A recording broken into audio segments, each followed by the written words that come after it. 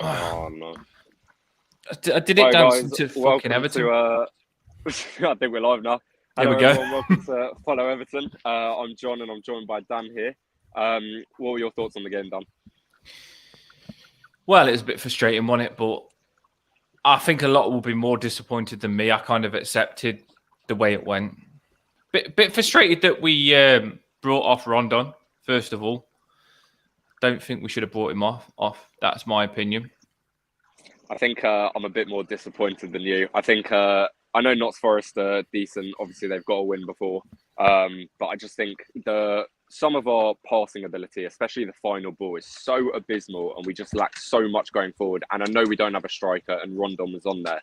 I think Rondon, he's too slow to be our front man. There are times where a ball's going forward and he's not able to get there in time just because he's so slow.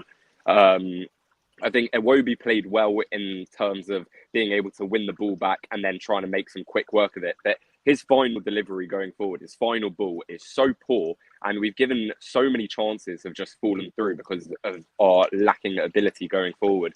I think Gordon played well, but I think people are going to disagree with me here. But I think he was a bit lacking today.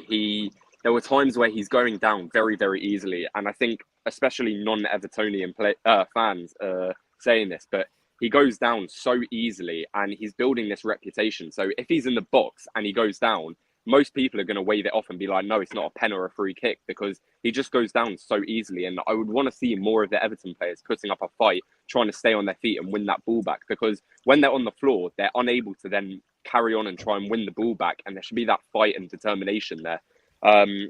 The effort was definitely there from the players. It's just the talent and the quality is lacking, and we seriously need to sign someone for that forward striker role.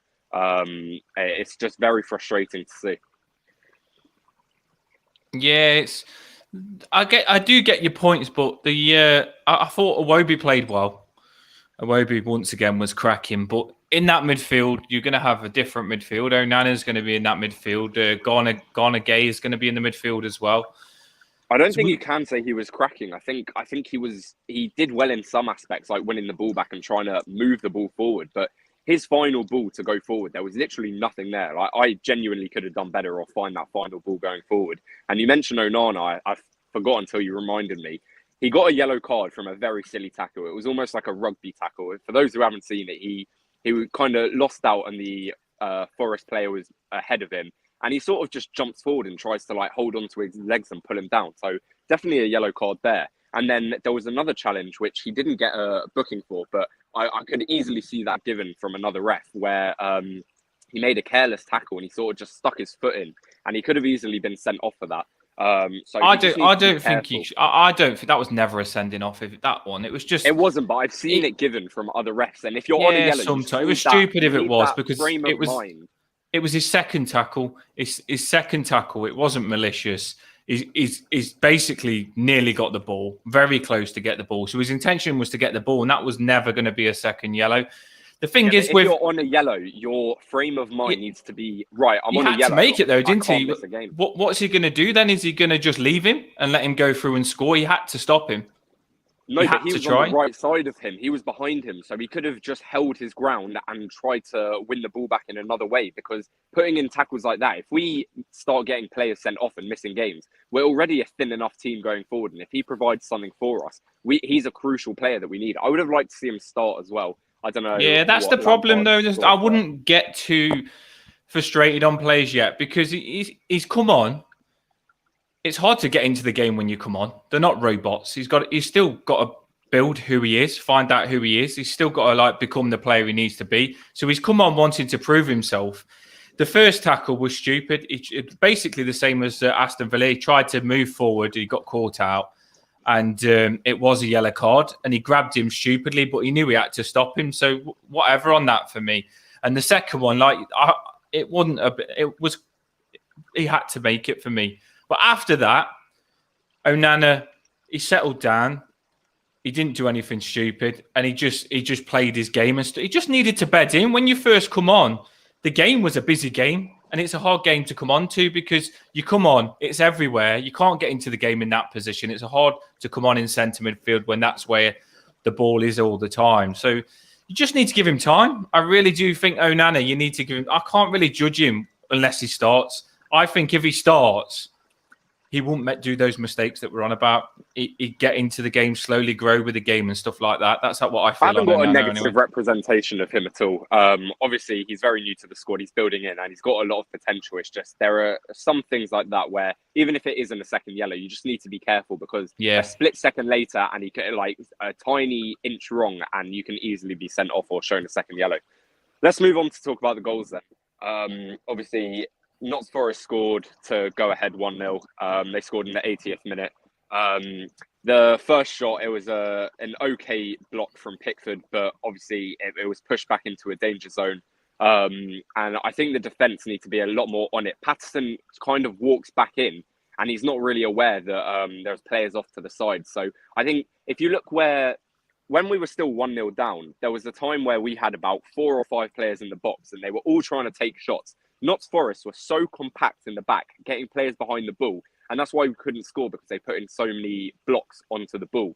And we sort of just need to have, instead of players surrounding the edge of the box, we need to have them more compact and in the middle. Because if Pickford parries the ball away, we need to have a defender there for the follow through because Pickford isn't going to be able to stop that if the ball just ends up in a loose area. So it's sort of annoying from that. But again, not much we could have done. Patterson just needs to stay closer to the man. What do you think about their goal? We haven't got the tools yet, have we? We literally haven't got the tools yet because until we've got a striker, obviously Rondon played that. I thought Rondon did all right. He holded the ball up. He did what he needed. He did what he could. He nearly scored. He made a cracking turned, and it killed away from the goal. That could have gone in at another time. And I thought, you know what? He looks all right. He holded it up a couple of times, brought players into play, and he looked to run behind the defence. So I don't feel like Rondon was the problem. And like I say, I probably would have left him on if he needed a goal because he did look like scoring. Like I say, that attempt that he had, he did look like he had a goal in him. But fair enough, if he wanted to take him off, he took him off. But on their goal, it's just Iwobi could have closed him down. He had a little moment, didn't he, where he must have been shattered or something, I don't know. Iwobi could have closed it down. But Pickford's got to push it away for me. He's got to push it away. If you make a save, he got enough on it to put it exactly where he wants to put it. So if you can get that much on the ball, he's got the option to put it wide. If he put it wide, we would have been fine. He put it straight back into the players' feet. So I can't really blame the defenders. Do you know what I mean? It was a Pickford error. Yeah, but having said that, I don't think it is a Pickford error because it's a decent first save. Obviously, you could argue that he's trying to push it out, but at the same time, the defence needs to be ready because obviously they don't know where the ball's going after Pickford pushes it, and the defence need to be aware of first shots, second shots, third shots. Yeah, they have got to be goal side, but football's generally active. It's a reactive. Sorry, you can't react to it. You have to be proactive. And if you realise someone's having a shot, you need to move in and close the gaps because their player was free to then. There was no one on him or anywhere near him, and he needs to be closer to be able to get a second block in. For example, again, as they said, when we had about 4 shots, they kept being blocked every single one and eventually got the clearance. So we need to play tighter and be proactive and try and get in front of their players as opposed to reacting to what's going on, by which point it's too late. Yeah, I agree. You definitely got to be goal side. He can't be free, but I just think Pickford literally couldn't have put it to his feet if he tried. I can't hear you, Dan, but you carry on. Well, you can't hear me? No, I can hear you. Where's he gone? Hey, Dan. Can you hear me, Dan? Yeah, I can hear you. I can't hear him now. He's gone. He'll come back in. Sorry, I'm just kind of in the background lurking here, but I will give you some thoughts. I'm just conscious of the signal being not too great. I mean, I'm a bit disappointed with the fact that we're playing a flat back 5 at times. And it looked like the wing backs, there was a reluctance for us to really push them on into the high positions. And I think that makes it difficult to build through midfield and have a real top-end presence. I felt certainly in that second half, I mean, firstly, you could argue we should have gone into the second half at least a goal up. But then you could say Nottingham Forest had a couple of chances where Holgate and Tarkowski made a couple of howlers and arguably should have taken them. So, can you hear me all right? Yeah, bang on. I'm just listening to what you're Yeah. saying. A couple of howlers, but we had chances. Tom Davis had a good shot. There was a set piece he was at the back post for. There was opportunities, and a more clinical player would have scored. But it wasn't to be. We got away with the chances that Forest could have taken through our own mistakes. But the second. Cutting up now, bud. Cutting up. We're having a nightmare on signal today, I'm back here. I'm back. Sorry. There we go. Yeah, no worries. It was like chalk and cheese that second half. We dropped 10 yards deeper. I felt we had too many defenders. We had not enough midfielders. You've got 5 at the back, 3 central defenders. And you're thinking, could we have gone to a back 4 there? Did we need another centre half there? Especially when those wing backs weren't bombing on into the really high positions. You look at Patterson; he was almost like playing like a second right back for most of the game, which frustrated me. We did try and change things. Rondon, who was okay without being very effective, come off, and on come Dwight McNeil, who offered a bit better movement without real cutting edge. And Amadou Onana making his debut in central midfield, but instantly gets himself booked for a really stupid challenge. And I watched him really closely in the Park End, and I'm not going to go in on him because it's his first game at Goodison. It would be really ridiculous to do that. But looking at it as it was, he didn't play well.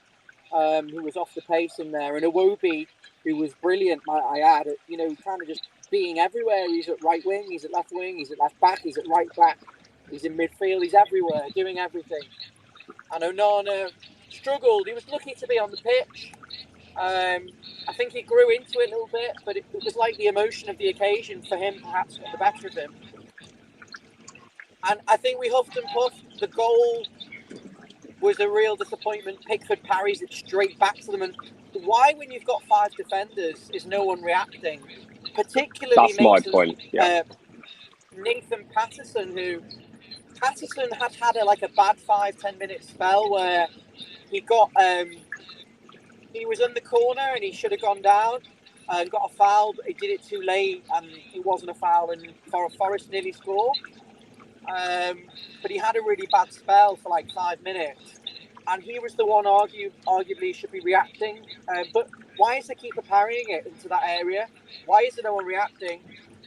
And then I'd say we showed a bit of character, really. We showed some attacking intent. Finally, 88 minutes into the game, a bit like we did against Villa, 80-odd minutes to actually say, right, I'm playing 3 centre-backs here, but my wing-backs are basically wingers, and my midfielder's pushing on. And why did it take so long to do that? And you saw we look more threatening, and obviously Anthony Gordon, wasteful. Demarai Gray, who was wasteful at times, but had his best game in an Everton shirt for a number of months.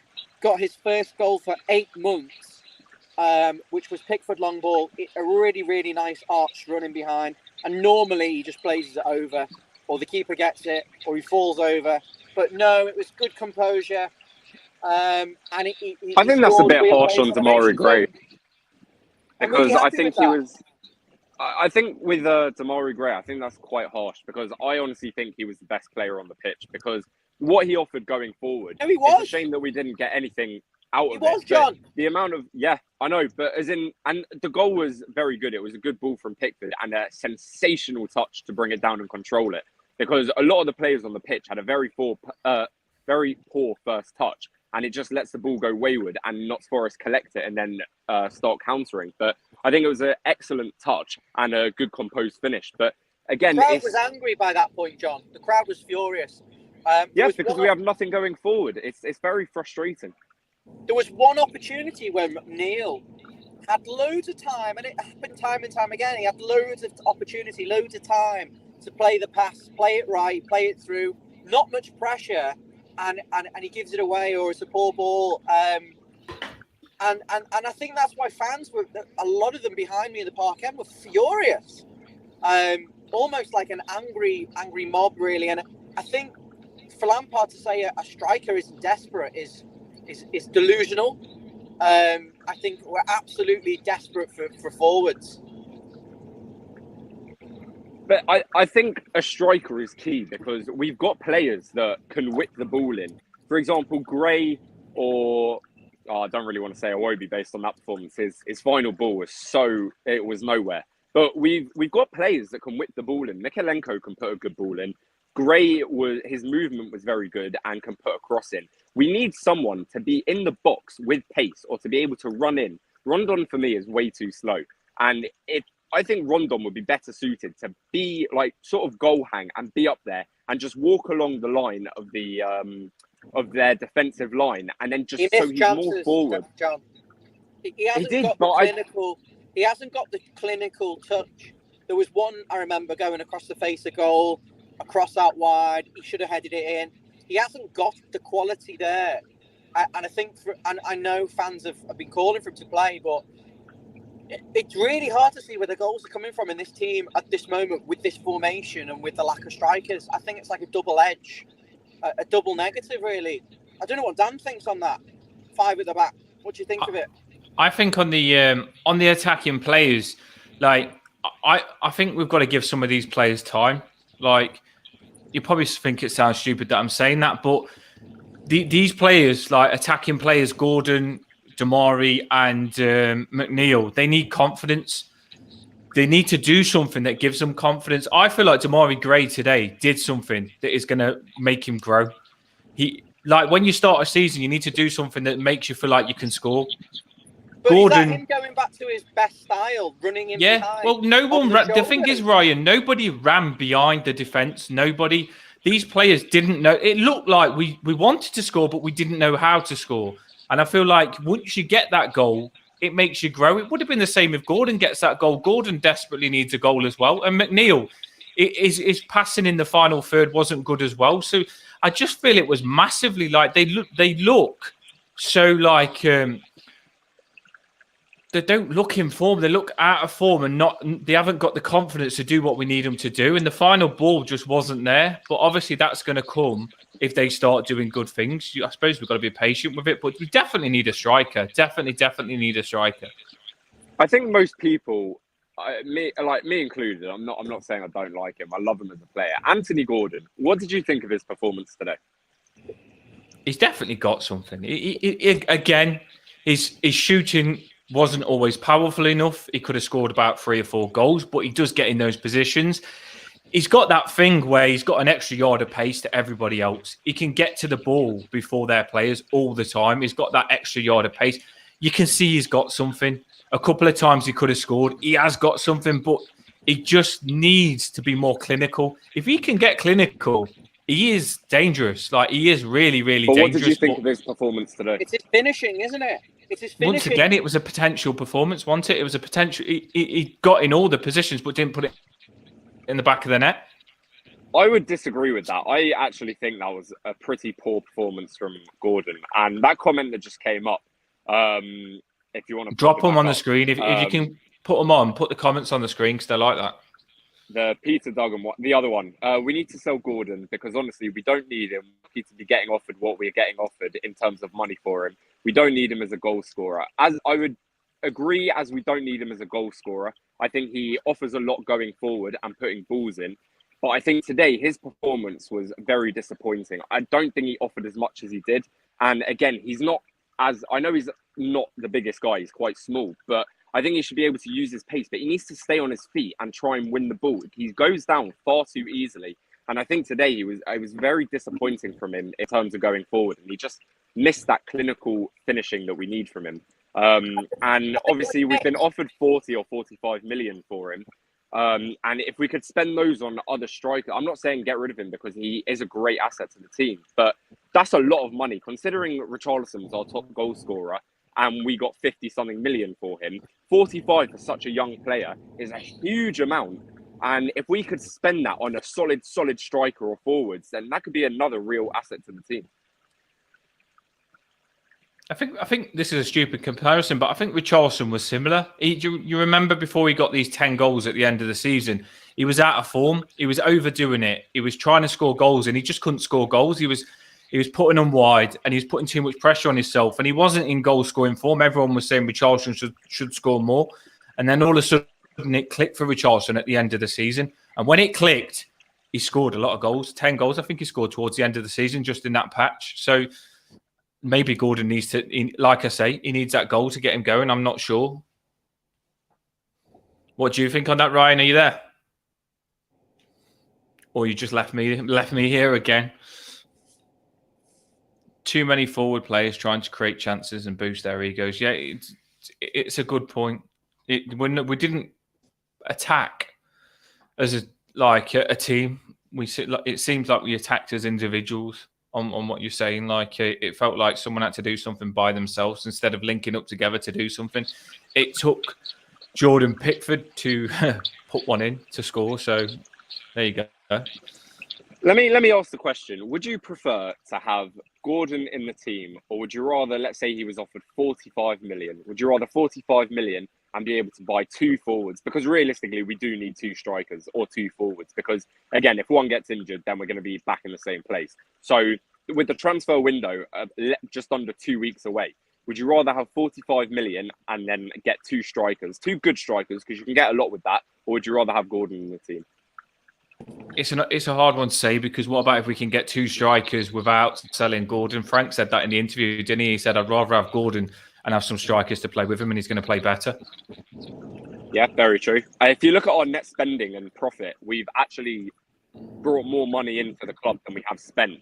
I think there's about 3 or 4 teams that have done that, and we're probably about 10 million in profit so far. So we've got wiggle room to spend money and buy players, but we've only got about 2 weeks left, just under, and we really need to start getting a striker or a forward in, because we are going to seriously struggle this season, and we sort of are already, because yeah, the defense might be sorted in the midfield, but if we can't get goals and we concede 1 scrappy goal like we kind of did today, because realistically that didn't need to be a goal, then 1 point a game is not going to be enough. We need to get some wins, especially against the likes of Forest or other teams that are not the best or strongest opponents. We really need to start getting goals in. Some of those, do you feel like some of those chances, because we had, like, you can't say we didn't have shots, because I don't know how many shots we had on target, but surely I think Gordon had about 4 shots on target. Demarai Gray had 2. That's 5 shots. And other players, Rondon had a few chances. The thing is, we lack composure, and it gets to the point where if we do get a ball which is good and it's gone forward to our players, they need the composure. I'm not saying take more time, because obviously the defenders close them down, but we need that composure and clinical finishing. Too many shots are wasted and chances missed because we haven't got that composure and the ability to finish it, slot it bottom left or bottom right, or just tip it over the keeper sort of thing. A lot of our shots go straight to the keeper, and we're not offering the keeper any real difficulty there. If you look at a lot of the chances, they're simple saves or little tips over, which realistically most teams would finish if we had a better striker or a forward. You need that composure.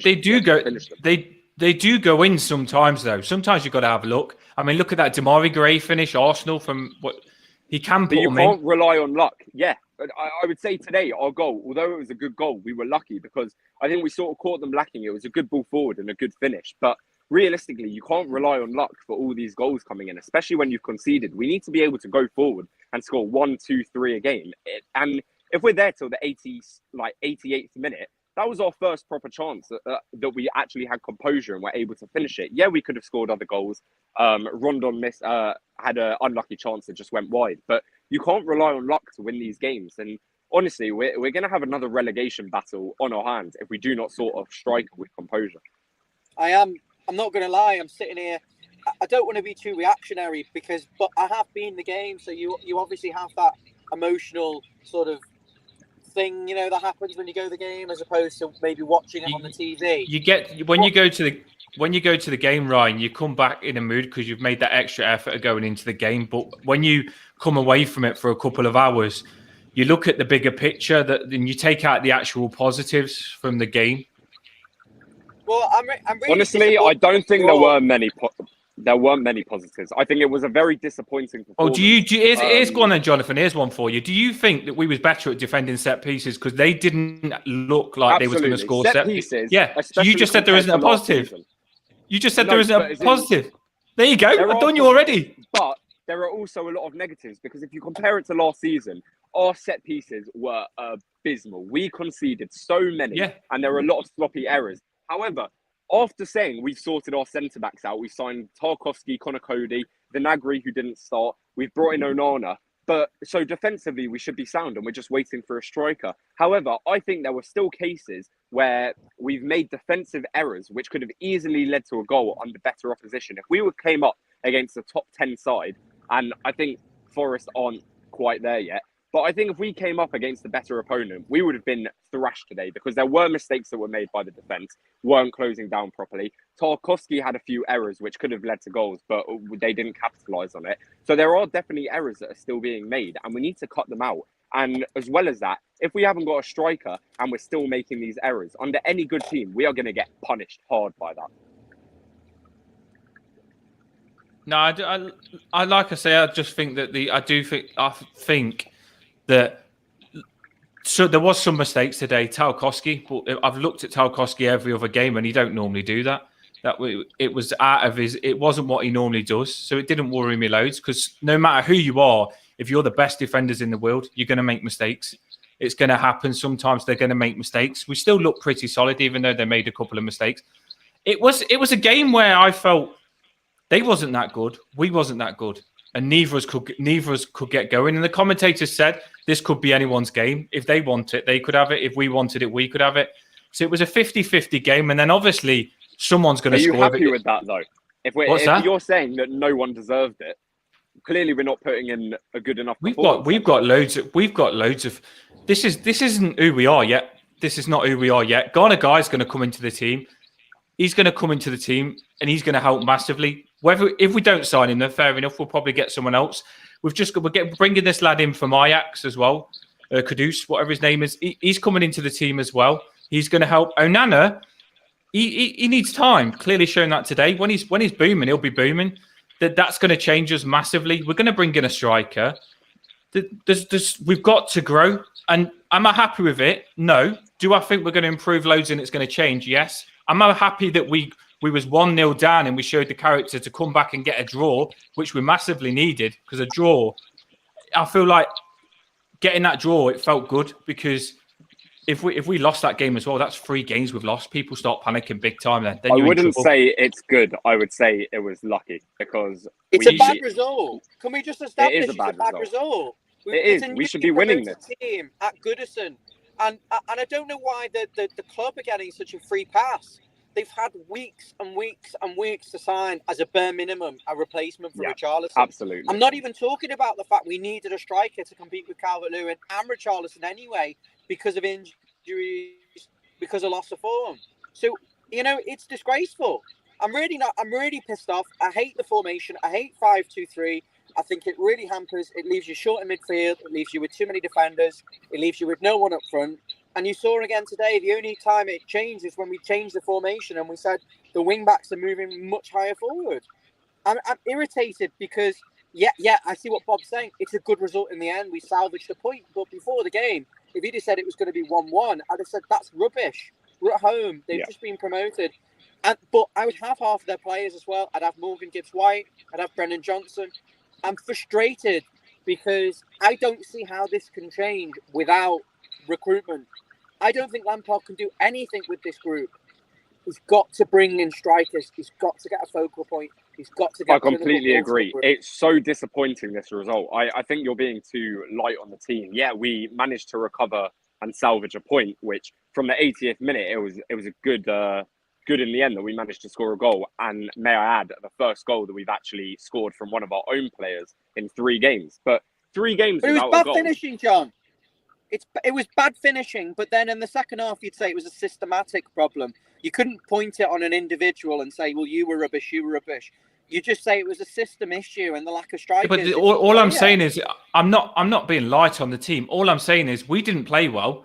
we're going to improve loads, and we got a draw when we didn't play well. So for me, but how can you say we're going to improve based on what? Based on that, I bet you 110% we're going to improve because we're going to have a striker soon, whether we sign one or Calvert-Lewin comes back. But why have we waited till the third game of the season to still not sign a striker? If we know we're getting rid, if we know we're selling Richarlison, we should have had it before the season even started that we know we need to replace him. We've brought in some very good signings for defence and midfield, but we know we're getting rid of our top goal scorer. Surely the priority is to bring someone that's going to replace that. Yes, we had the financial fair play issue and we had to sell him. But if you know you have to do that, surely you line up these players beforehand and you try and get a signing before the season. If not after the first game or very early on. We're now game 3 in and we still haven't signed someone. We've still got 2 games to play this week. One against Fleetwood in the Cup, which I'm not too asked about the Cup because, again, I'm more bothered about the league and the relegation battle we're going to be getting into. But we've also got to play later on this week. I can't remember what day it is, but Brentford, I can't remember what day. But we've got to sign someone before the damage is done, because if we start going throughout these games in the season, we have a relatively easy start. Bar Chelsea, yeah, we're playing with a games handicap. where we should be picking up points. We are, and we're fisting ourselves over this because these are games where we should be winning. Yes, if it was against Chelsea, okay, we lost 1-0. That's fair enough. If we had Liverpool or United or City or any of these teams, then fair enough. But we've got to play teams like Brentford or Nottingham Forest or Leeds. These are all teams that we need to be getting points against, which could really bite us in the arse later in the season if these are the teams that we're going to be in a relegation battle in. So we have to sign someone, and this should have been done weeks ago. If we get Garner Gay in, right, okay, so let's say we sign Garner. I would throw him straight in as CDM and say, your job is to mop up the loose balls in there and stop the counter-attacks, which I don't think we have. As good as Iwobi's been in there, I don't think we have that player at the moment. And then you're saying, well, actually, I can't drop Iwobi, but I can't play him on the wings because he's not going to score and he can't cross the toffee. I would keep Iwobi where he is, and then I would... Sorry, John. You've just spent 40 million on these players, on this Onana.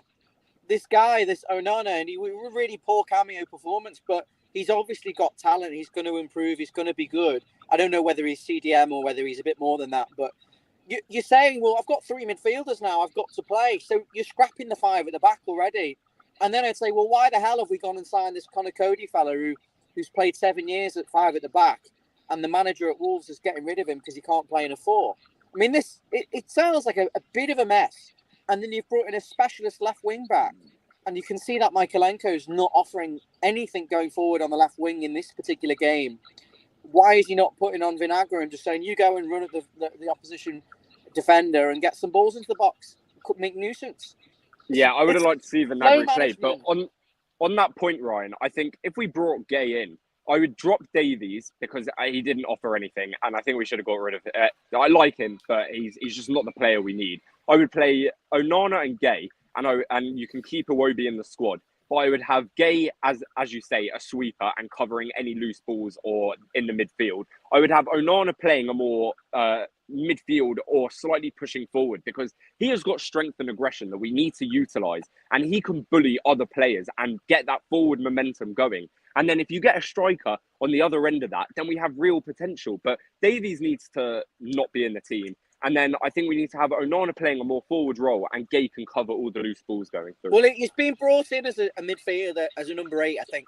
But what I would say is look at the Wolverhampton Wanderers midfield with Moutinho, with Guedes, with Nunes, with there's another one who was meant to be leaving this summer. He's a bit of a snail, but he's good. And then look at the midfield that we've got with Tom Davis, Gabamin, Decore, Alan. Dreadful. And you just think, at what point are we going to... Do you think the 5 at the back is to compensate for that midfield not really being solid defensively? Because Mick isn't happy with this. He's saying Lampard needs to change. There's no plan B. What would you say to that, Dan? No, he doesn't react, does he? He doesn't react quick enough. Obviously, he makes a plan and he sticks to it. But I don't think he's going to change. I don't think he's going to change the formation. And I don't think with the way he's been so far, he'll feel like it was as bad as a lot of people are reacting on this. I don't think that's the way he comes across. I don't think he'll feel it's as bad. I can't win because last time I come on this channel and had the biggest rant ever, and everyone was like, "Oh, you was crazy, you was aggressive. Why was you in such a bad mood?" And then this time I come on relaxed, and you two are in a bad mood. And everyone's got your attitude this time in the comments, all saying, "Oh, this is not good." Everyone's fuming. Everyone is fuming. Looking at the comments, I'll tell you why I'm fuming. We're probably the only Premier League team in history, or any team for that matter, that does not have any striker. I know Calvert-Lewin is injured, but how have we got no striker at all? Teams. One of the comments says, "Yeah, this one." Clubs promoted and who have finished in bottom 10 last season have 3 or 4 strikers to choose from. 3 or 4. That is so many options. If one is poor performing, you can bring someone else on. We have got no one. Rondon. Okay, we have Rondon. But if he doesn't perform, we have got no one to replace him. What basis do you ever think Rondon's going to perform at? He's finished. I know. That's why I didn't say we had a striker. He went to China for money. He went to China for money. He's come back because he's mates with Rafa. He doesn't offer anything but a body. This is why I said we have no striker, and that's why I said, oh yeah, we have Rondon. For me, he doesn't even class as a striker. He's so slow. We need someone with pace and clinical finishing, and we need 3 of them to be able to have a choice from. We have no one. Where are the goals coming from this season? Yeah, we could get a scrappy goal, or yeah, Gordon can go down easily and get a penalty, but that is not good enough. We can't have these games based on luck. If we concede 1, it's game over because we are not scoring 2, and 1 point a game is not enough. There's a comment saying to you, Jonathan, would you be happy if we rushed by a striker? If it was rushed and we panicked by a striker? That was someone said your name to you. I don't know where the comment's gone. I just read it. I think the problem is... What is the problem? I mean, it doesn't take a genius to know who's a decent goal scorer and who hasn't, who isn't. I mean, come on. Not that easy, though, is it? It's not that easy. It should be. There are so many options. Even if it's a Champions League striker, they can still bang in goals because they have the support. We have players who are able to put a ball in and get the ball moving forward. The problem is we have no one in the box with a brain to be able to put the ball in or have composure to be able to finish it. We need someone to be in that position and ready to score a goal. We need someone with a goal-scoring head and to be able to finish the goal. We have got no options. So all the players, they can do what they want. They can have a lovely bit of football. But if they have no one in the box to be able to finish it, then there's no point. And we're not being reactionary on certain things. We're stating a fact. We've come into a Premier League campaign having sold our most important, most influential, our most popular player. We haven't replaced him at all. And then we're relying on this Calvert-Lewin who played, 10 games last season or something, if that, scored 4 or 5 goals maximum, and he's injured already, and nobody is thinking, well, who was come to Everton? We pay big wages for players. There are teams across Europe, in France, in Spain, in Germany, in other major leagues, not even in the major leagues, that have players that don't earn anywhere near as much as they do Premier League teams. And are you telling me they wouldn't jump at the chance to come and play in the Premier League and earn $100,000 a week? Yeah, absolutely. It's frustrating because this is a problem which we should have foreseen ages ago. If we know we're selling our top goal scorer from last season, who essentially kept us up in the league, and you're planning on getting rid of him, it's regardless of who you sign defensively. That's not going to... Yeah, it might cut out a few goals or a sloppy mess here and there defensively. But where do you think the goals are coming from? If we can't score goals, we can't win games. That's simple as. And yeah, as Ryan said, it's not being reactionary on one bad result who we should be beating from Forest. But where do you see the goals coming from? We got rid of our top striker who kept us up. Where are we going to go from here if we don't sign someone? We need at least 2 strikers to make up what Richarlison brought for us. It's not even basing it on this season. I look at it as a whole. That at the moment, I find it hard to see how things can change from last season. I mean, defensively, yes, you can say we're more solid at set pieces, great. We've got more stability and more leaders, great. But last season, I don't know. Were we a bit more open last season, or do you think? Okay, maybe we just have to accept that we will be better defensively this season, and the problem is, yeah, we do need a striker. So that is the the pertinent issue here, isn't it?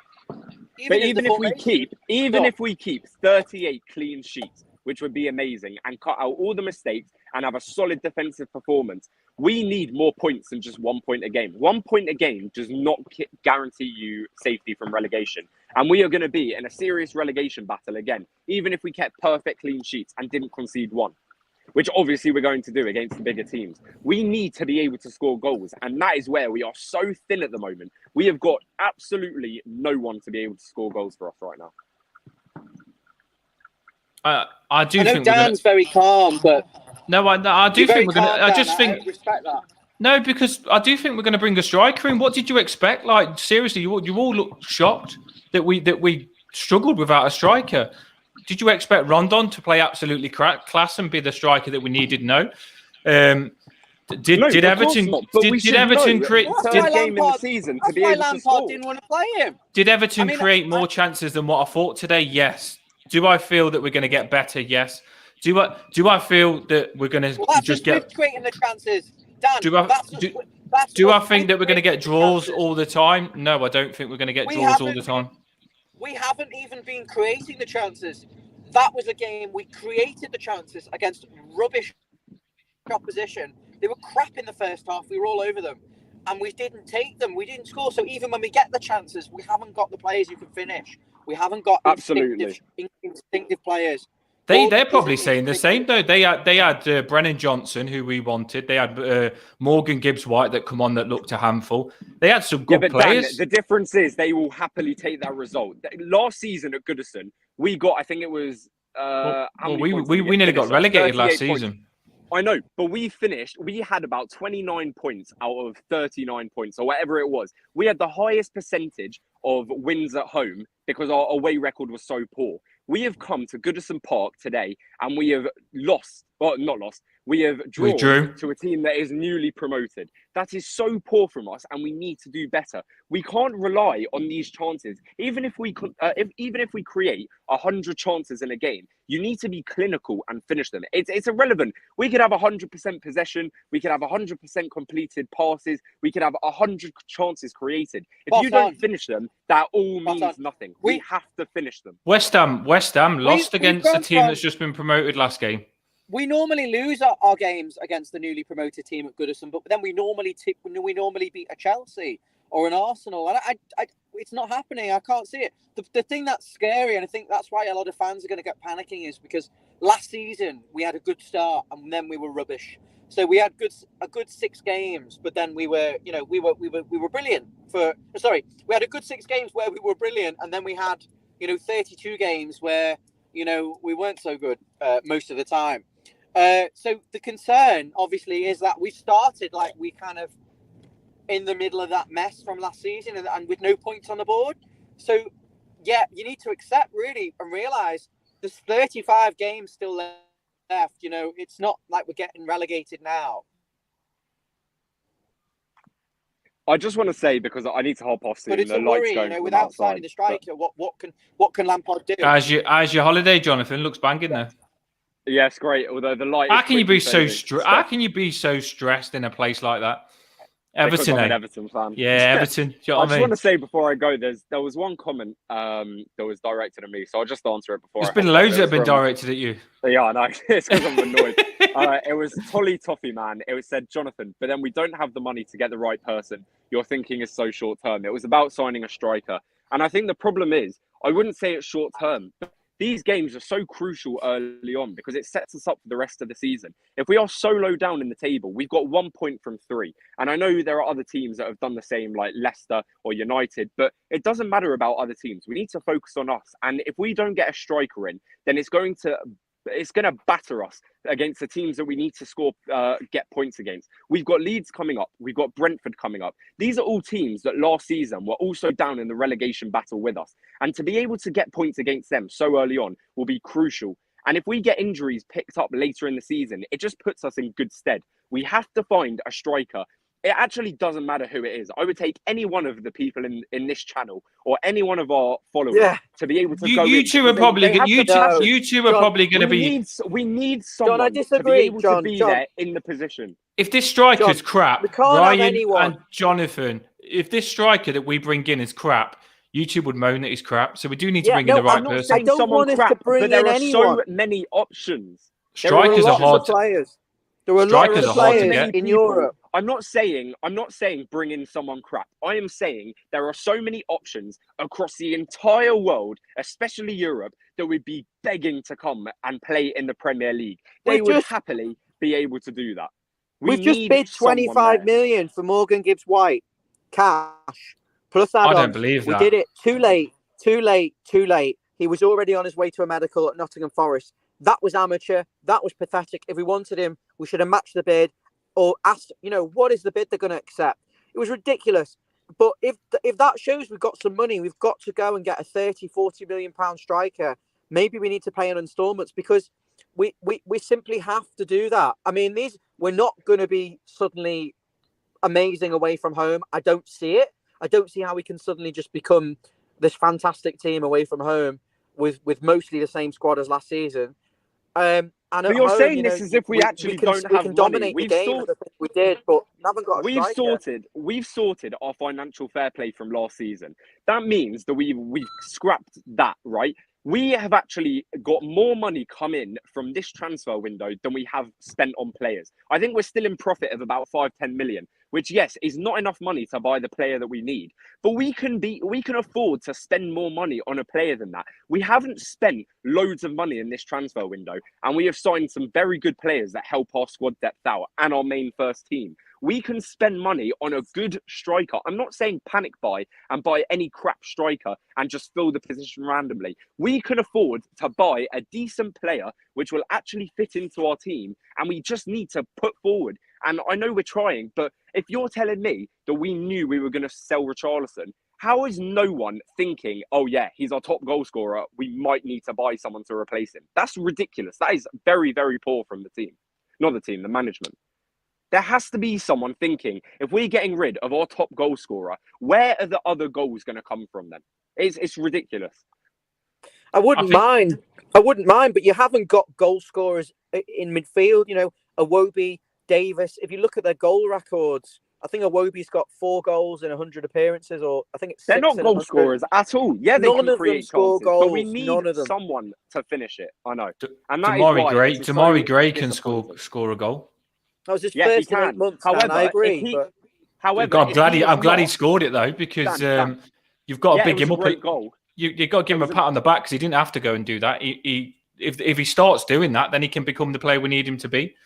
Yeah, but Dan, the problem is that came from Pickford, and Pickford. He had to make the run though, didn't he? Goal. Yeah, he had to make the run. However, Demarai Gray is probably one of our best players, especially on the pitch today. He made so many chances and he was cutting in and out of players using his pace and ability. However, when he does that, then we have no one to be able to go and score the goal and actually finish it. So if he's there finishing, then there's going to be no delivery from any of the other players. There was a so striker. lacking.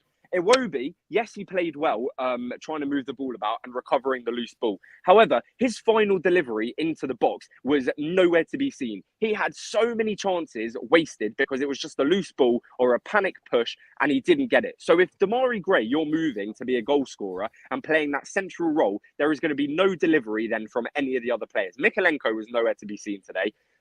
Who can put in a good ball. And if Gray you put in the middle, there will be no delivery in. Pickford could not be the assist for every single goal. So we do need a striker to be in there. And it won't be a panic buy, but there are so many options that we could go for. Anyway, it's been a pleasure, boys. Hopefully next game will be more positive. I've got to head off, but thank you. Go and have another drink. Yeah, calm me down a bit. Anyway, make sure you like and subscribe, guys, and I'll see you on the next video. Have a good one, boys. Bang on, mate. Thanks for coming on, doing it. Dan, have you got anything you want to add? I mean, obviously, you're with us too. We're a little bit angry. I mean, the anger comes from the fact that we knew about this problem before the season started. And that, I feel like it was a bit delusional to say that signing a striker wasn't a desperate situation. Without going on, for too long, have you got anything else you want to add about this, if possible? I just feel like obviously it's frustrating, but we've got to let the team come in and bed him, the players come in and bed him before we can judge this team. Onana's just come in, obviously showed today he needs time to be the main player. We need to bring a striker in. We're playing without a striker. You can't really judge Gordon and Gray that much if they haven't got a striker to play things into and a striker to play off. I feel like they'll be better with a striker. So until you add those missing pieces, we're not going to be the finished article. We're not going to be what you want us to be. It's if you think we are, then you're thinking something that's not going to happen. I know I seem chilled, but the thing is, last channel, if you go on it, I went absolutely mad that Villa game. I went absolutely mad. And I watched myself after and I thought, what's the point? Just realise where you are. Think ahead what we need to do. Realise that some of these players need to grow throughout the season. Don't just expect them to be amazing straight away. And I'm just watching them like that. That's what I'm doing. But it is frustrating. Of course it is. But like I said it earlier on, I wanted to beat them. I said we'd beat them. And I feel like we did need to beat them with the way the other two results went. But if I look at the 3 games, Chelsea, we should have got a draw. Aston Villa should have got a draw. This game, if we scored first, I feel like we would have won it. But we ended up bringing it back anyway, showed a bit of a comeback and got a draw. So if I analyse Everton on that, we're not as bad as we're going down, we're in massive trouble.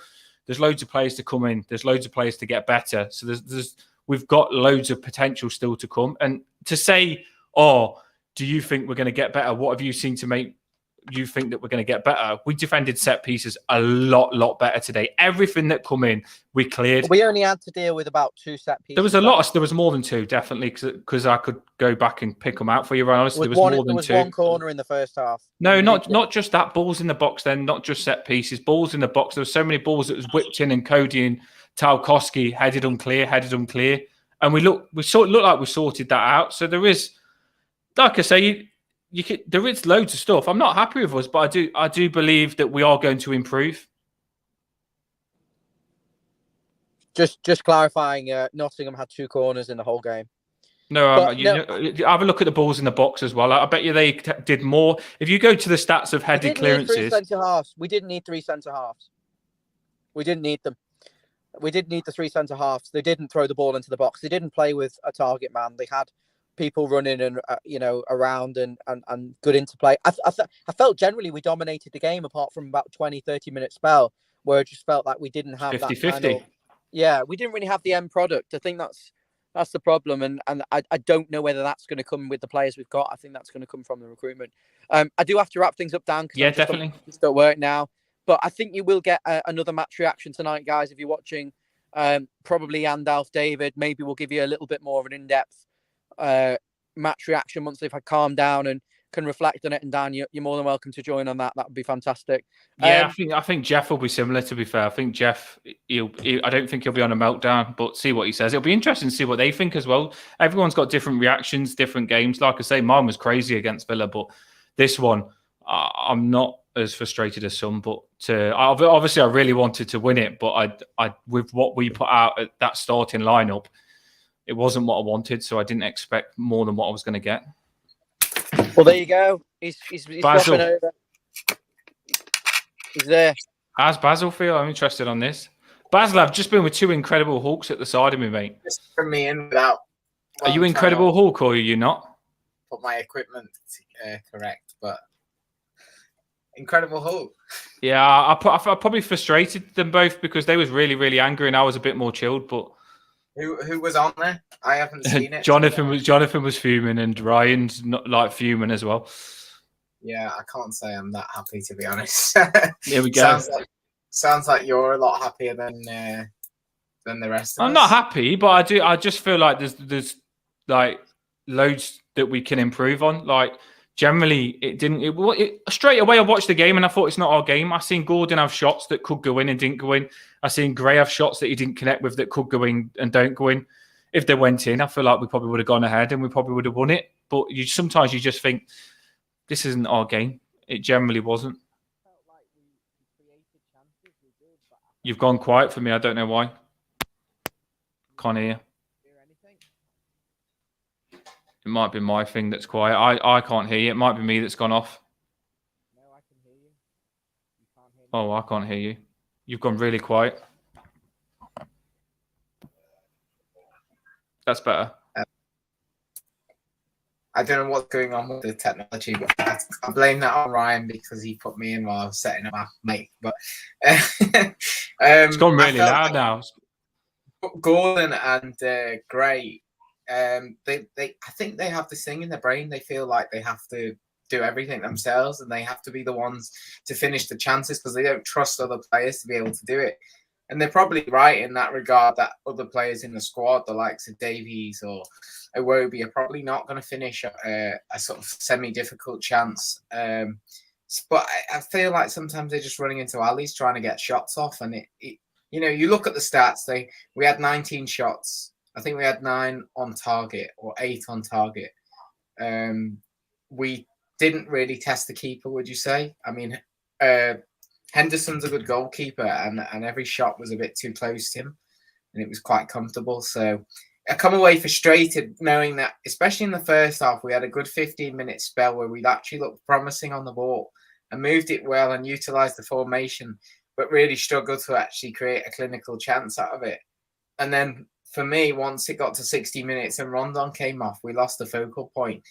I think Frank was trying to change the way that we approached the game because it was getting a bit stale. The feedback from the other two, Basil, was that Rondon was awful, and he was awful, and he missed loads of chances. I can't remember him missing loads of chances. I thought he did. He was all right.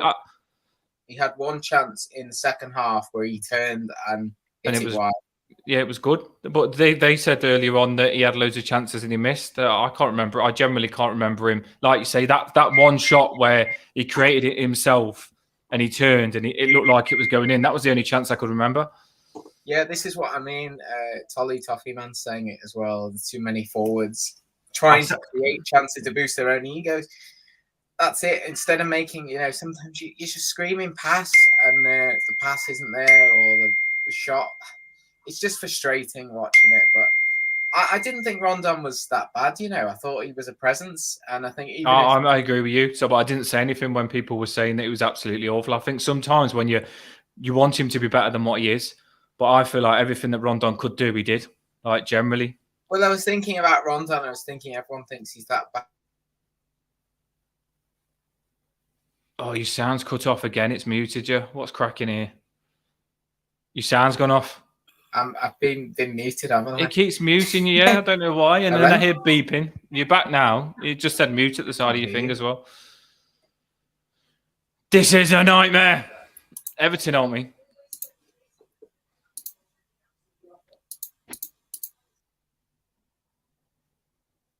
Yeah, I just think like it's easy to jump on Rondon, but for what he could do, he did. He holded the ball up, got a few players into him. He wasn't the striker that we need, but he is Rondon. What did you expect? I wouldn't have brought him off, though. That's for sure. I would have kept him in the box.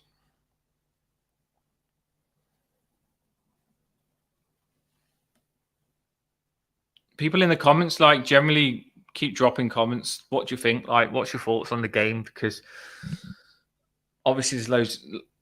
I know we need a striker. I generally think a striker is... First time I've heard Dan stressed. I'm actually not that stressed. It was the other two that were stressed. I'm chilled. I think they was frustrated that I was so chilled. I'm not actually majorly stressed. I'm not saying I'm happy that we with a draw at home, but the fact that we had 10 minutes to go and we come back, which we wouldn't normally do, we'd probably go and concede 2-3 against a team like Forest with the attackers that they had. The fact we actually freaking had 10 minutes to go, Demarai Gray showed some bottle and actually was clinical and scored. It was a draw.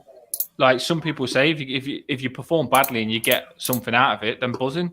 We got a draw out of that, which we probably didn't even deserve. So I'm not going to let my head fall off over that. You're back.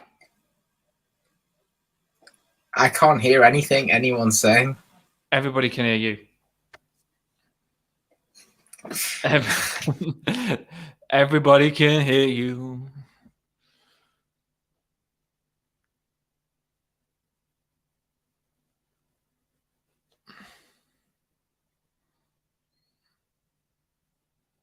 There's going to be this is a point that I just wanted to point out. There's going to be a lot of obviously Onana come on and he didn't have the best game.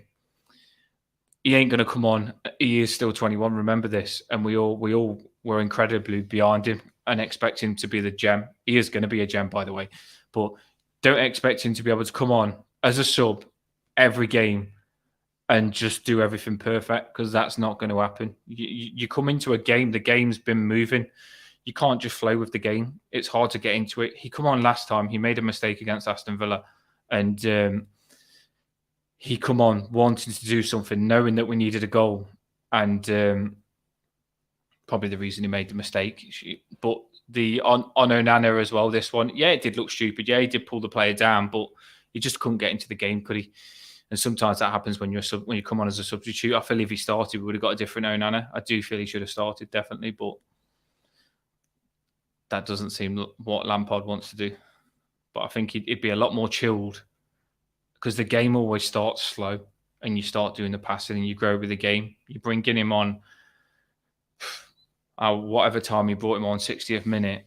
The game's been moving and stuff. He ain't always going to jump in and get it perfect. So that's my analysis on Onana. But to say, yeah, said earlier on, he should have got a second yellow for the other one. It wasn't a yellow card. Referee's never going to give a second yellow for that. It was his second tackle, and he had to make the tackle. He went for the ball, very close for the ball, so he ain't going to get one for that. You'll have to bust your moves out again. Yeah.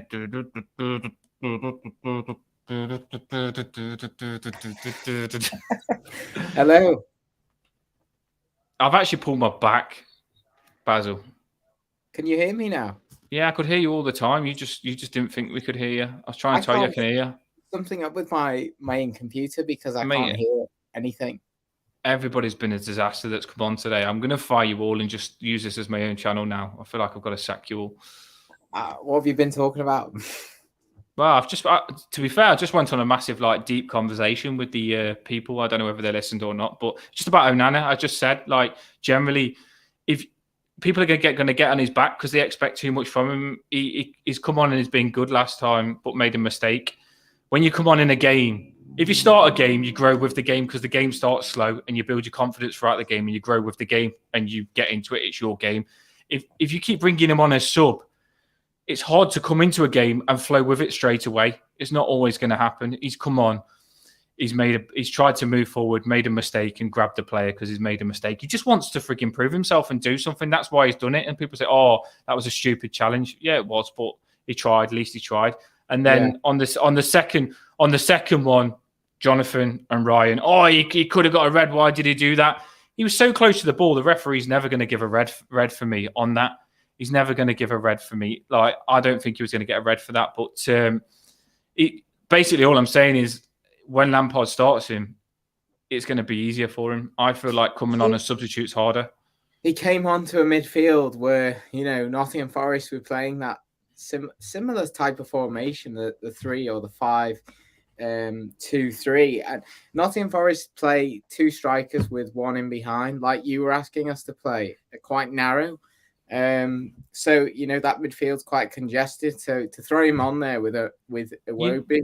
Yeah, but this is the problem. This is why he did that, Basil. He needs a number 6 so he can play box to box. He needs to push forward. That's the reason he did that, because he's in 2 minds. He's thinking, I want to push forward to do something to help Everton, but then he's also got to do the defensive role where the number 6 would be. So sometimes he got caught out because there was no one there. So he's got to go normally there'd be a number 6 to mop that up for him and he could just push up more. I felt like when we made those changes, we should have gone to 4-3-3 at that point. Alan should have come on to shore up kind of behind Onana and let him be that driving force through the midfield, let Iwobi do his stuff. But instead they were trying to, do everything, defend, attack. There was too much pressure on them. Basil, you're the professional analysis. What formation did we go to? At the end of the game when we started playing well, I don't even know what we went to. What did we go to then? Oh my days, he's gone, hasn't he? He's froze. You froze now. You froze. I don't know why. Hello? I can hear you, but you froze. Signal's not great. You just said, what formation did we play at the end of the game? Yes, that was the one. That's what I said, because I don't know what we played. But we were just playing the same formation as we played the whole game through, the 3-4-3. But I felt like the fullbacks or the wing backs were not really getting into the game. Patterson had a good game, but he didn't really get on the ball. He was just solid. Michaelenko the same. He just didn't really offer anything going down the left side. I just felt like we could have changed that to a back four if the wing backs weren't going to offer anything. I felt like the likes of Gordon and Gray would get into attacking third positions and not use Michaelenko or Patterson. They'd leave them as options on the wing. So I was thinking, well, why are they playing then if they're providing width but you're not using them? We may as well go to back four and get a bit more control in midfield. Yeah, I don't think he's going to play the four though, is he? I really don't. There's something. I don't know whether it's stubbornness or I don't think it's going to happen. I don't know what he said to them at the end, but literally Patterson and Michaelenko did stay forward. And our three centre-backs pressed high. You've seen the ball played into some of their attacking players. And Tarkowski and Cody come in and turned it over. Every time they tried to attack us in those last 10 minutes, we turned it over. And we had the possession all the time. And when we scored that goal, I actually generally thought we was going to score another, the way we was playing then. Like, I don't know how you felt. We was dominating then completely, was putting it back at them. That's how I wanted us to play in that formation at the start of the game. Yeah, I couldn't understand why it took us till 80 minutes once again to show the energy and the desire to actually win that game. Where was the motivation to get anything other than a point? Do you know why? Because the game was boring. Like the commentators said, like, they could score, we could score. We was having chances. So Lampard's just thinking, I'll leave it because we could score one of these. But he knew that they could score as well. So he just left it. And then obviously when they scored, he knew that he had to make us better. He obviously did that and changed it to make us better. And he changed it and he pushed us up to make us better. So he reacted on it. And then when he did do that reaction, we was better in those last 10 minutes. We looked like I said, we could go on and maybe draw, if not win. I thought we was going to get another. But sometimes you do want that. You want Lampard to not react when we go down. We've seen it so many times against Villa as well. We looked like we was coming back in the last 10 minutes. Why do we look so good in the last 10 minutes in that formation?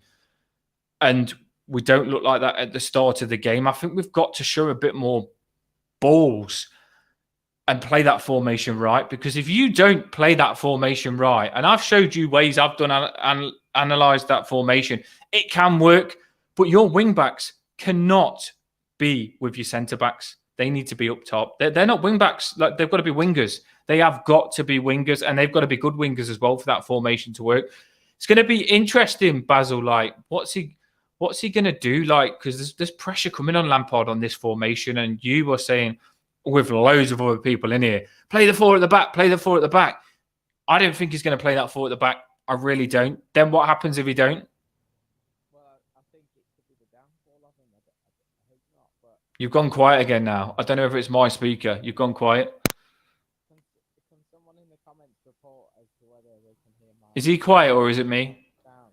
Is Basil quiet or is it my speaker? Now I've got the better picture, but You either sound good with a bad picture or you've got a good picture and you don't sound good. Can you hear Basil good or not?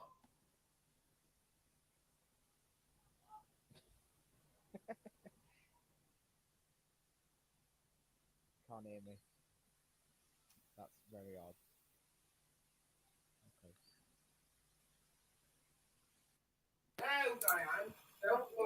Okay. Yeah, someone. I just read someone in the comment. Jonathan Roskin. Here we go. It's saying Dan. Do you want to drop that comment? I can see it saying Dan, so it's at me. Where's this one? Just a comment there. It's just saying Dan. You said in the first. There you go.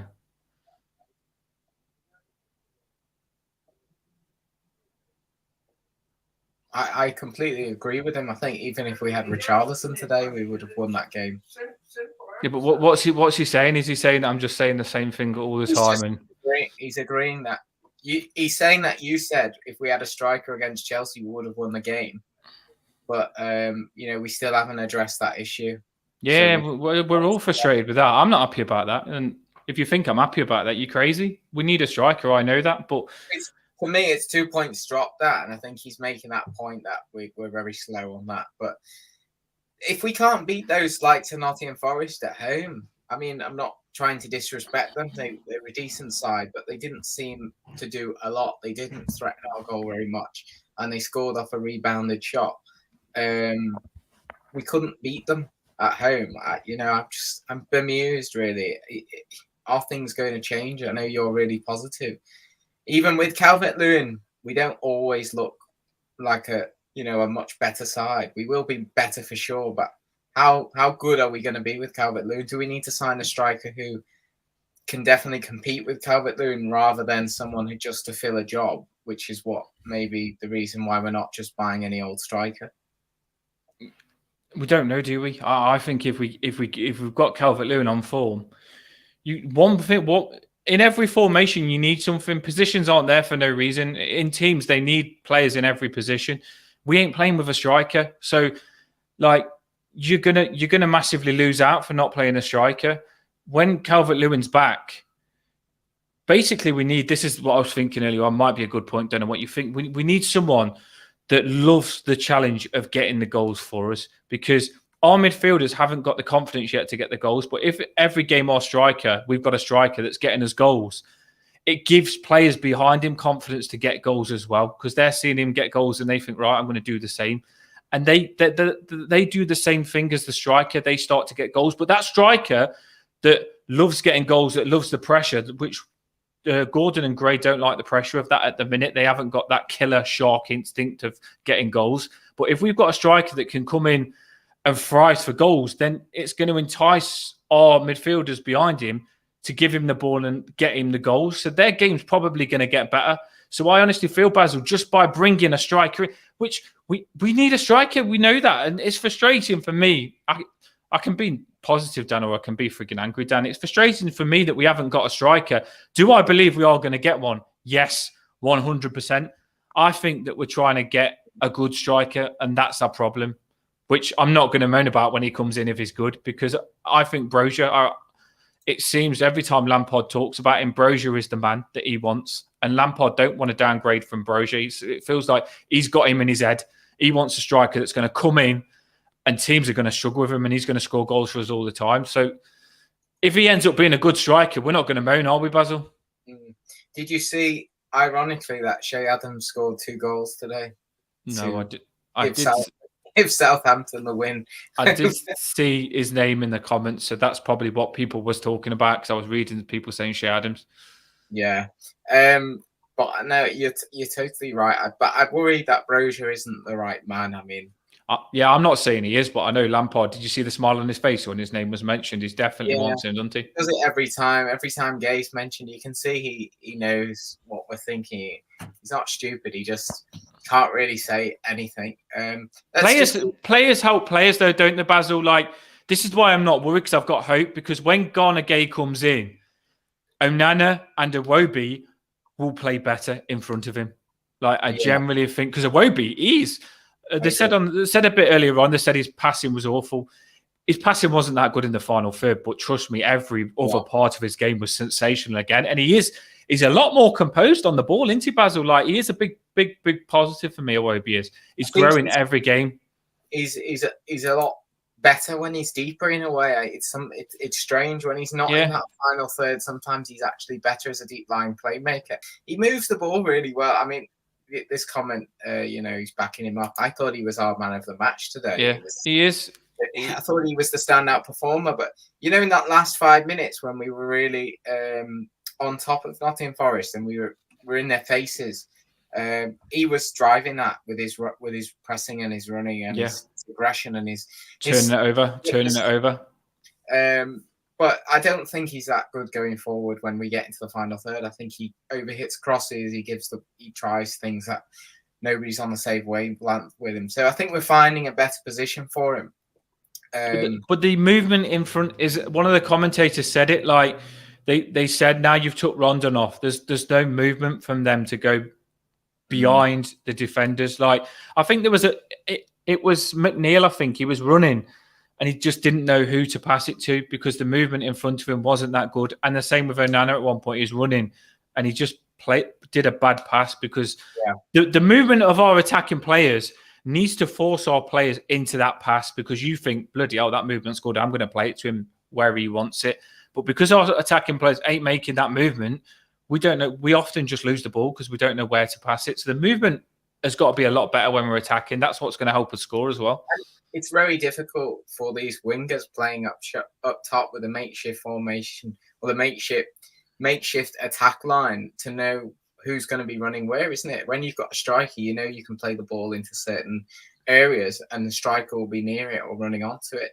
So you're right. When he gets the ball, he's got to think where, who's his man. Otherwise, it's just going to filter out. Peter's saying he agrees with 5 at the back because the defense was so bad last season. 2 new players aren't going to make any difference to that. We need a solid structure. Do we look more solid with the 3 centre halves? I think we do look solid with the 3 centre halves. I just feel like there's times in the game, particularly second half, when we're at home, and I think we've got to take a chance to win that sort of game. We need 3 points from, because I'm looking at it, and you probably can't do this, but I'm looking at the fact we beat Chelsea last season. We probably lost to Norwich or one of the newly promoted teams. So in balancing out the points against the previous seasons, we would have won one of those 2 games, and we haven't. We've got 1 point from 3 games, which is not good form at all. And if that continues, Lampard will be in deep trouble. But I understand it. But if you're going to play with the 3 centre halves later in that game, why aren't we seeing the likes of Vinagre coming on as a more attacking left wing option at that left full-back position? What do you think, Dan? I think he's just waiting for these players to play how he wants them to play. He's obviously, when he puts them out, he believes they can do something. Mykolenko, he believes he can be what he needs to be in that position, and the same with Patterson. They did push up in the last 10 minutes, and when they pushed up, like I say, we was turning the ball over all the time. Maybe the formation was working then, and it might make him think again. I'm doing the right thing. This formation worked in the last 10 minutes. He is gonna. He's not going to play the 4. He really ain't. We played that 4, Basil, against that American team, and we got battered 4-0 against the crap team when he played the 4. This Forest team, they had Lingard, Brennan Johnson. They had some good attacking players. They brought on the player that we wanted, Gibbs White. He probably thinks if we go and play that 4 and you've got someone like Connor Cody's speed and Tal Kossu's speed, we're going to get absolutely battered. And we could be coming out of that game, losing it 4-0 and saying, we're in big, big trouble. And we actually drew it. So I get your point, but it could have been a lot worse for me. Generally, I think if you went to the 4, we could have been in trouble. He ain't going to change the formation, is he, Basil? He ain't. Do you think he is? No, I don't think he will. I think he's going to persevere with it. I can understand why he's going to do that, because we do look shaky when we defend as a 4. And I think if you're not used to it as well, with having played the 5 so much recently this season and the back end of last season, you can start to leave huge gaps on the sides if you switch to a 4. And I think we saw Spurs do that last week, and Chelsea scored from it. So you've got to be careful about when to use it. I mean, we used it in the last 10 minutes against Villa, but it just allows you to be more aggressive in the midfield, to be, man for man, to be pressing. Unless you can get your fullbacks in that 3-4-3 high and wide and part of the press, and everyone moves up as a unit, then it can be really effective. But there's times in the game where they're sucked deep and it becomes a line of 3 with the 2 wing backs just slightly higher up available, but with no options in forward. I don't know. Would you change it, or you just think we should persevere with it and just give it a few more games? I mean, I think people are getting absolutely fuming with it, but I generally see it getting a little bit better. And like I say, I'm not saying we play. We're not going to wait for it to improve before we get angry at us. You're not just going to master it straight away, though, are you, Basil? It's a complete new formation for us. Like, I know we tried it a lot last season, but we was awful with it at first. But we are starting, like, we played this formation and we had no possession. We was literally just all behind the ball all the time. and our possession was really, really bad. I'm not saying our possession was good this game. I don't know what it was, but we definitely got on the ball a bit more and moved it into some areas where Gordon had a couple of chances, good chances as well. He could have scored, and Gray had a couple of chances, and so it probably is getting better. And I know people hate it, and I think that's the go-to thing, isn't it? If like the formation or the striker, they're the two things that people get fuming with straight away. Even if Rondon for me wasn't awful, he did all right, and I wouldn't have brought him off straight away because you want a better striker than Rondon. It's Rondon's awful, even if he wasn't, because you know you want a striker. That's how I feel the reaction is at the minute. There was a lot of talk on the radio on the way back about Moise Kean. Why is Moise Kean on loan? Isn't he better than Rondon? You know.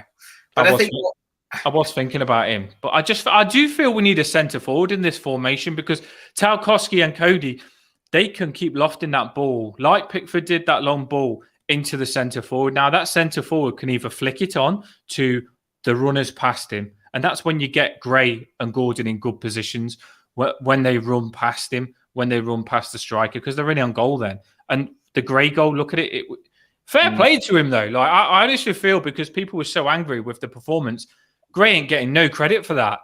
Like that was a good goal. That Forest will go home absolutely gutted because they'll feel like they'd won that. And Gray went and took it off them, and he made them draw a game that they thought they'd won, and it was a good finish. I think Gray actually had a decent game. Yeah, I agree. He looked a bit more sharper, didn't he? He looked a bit more dangerous.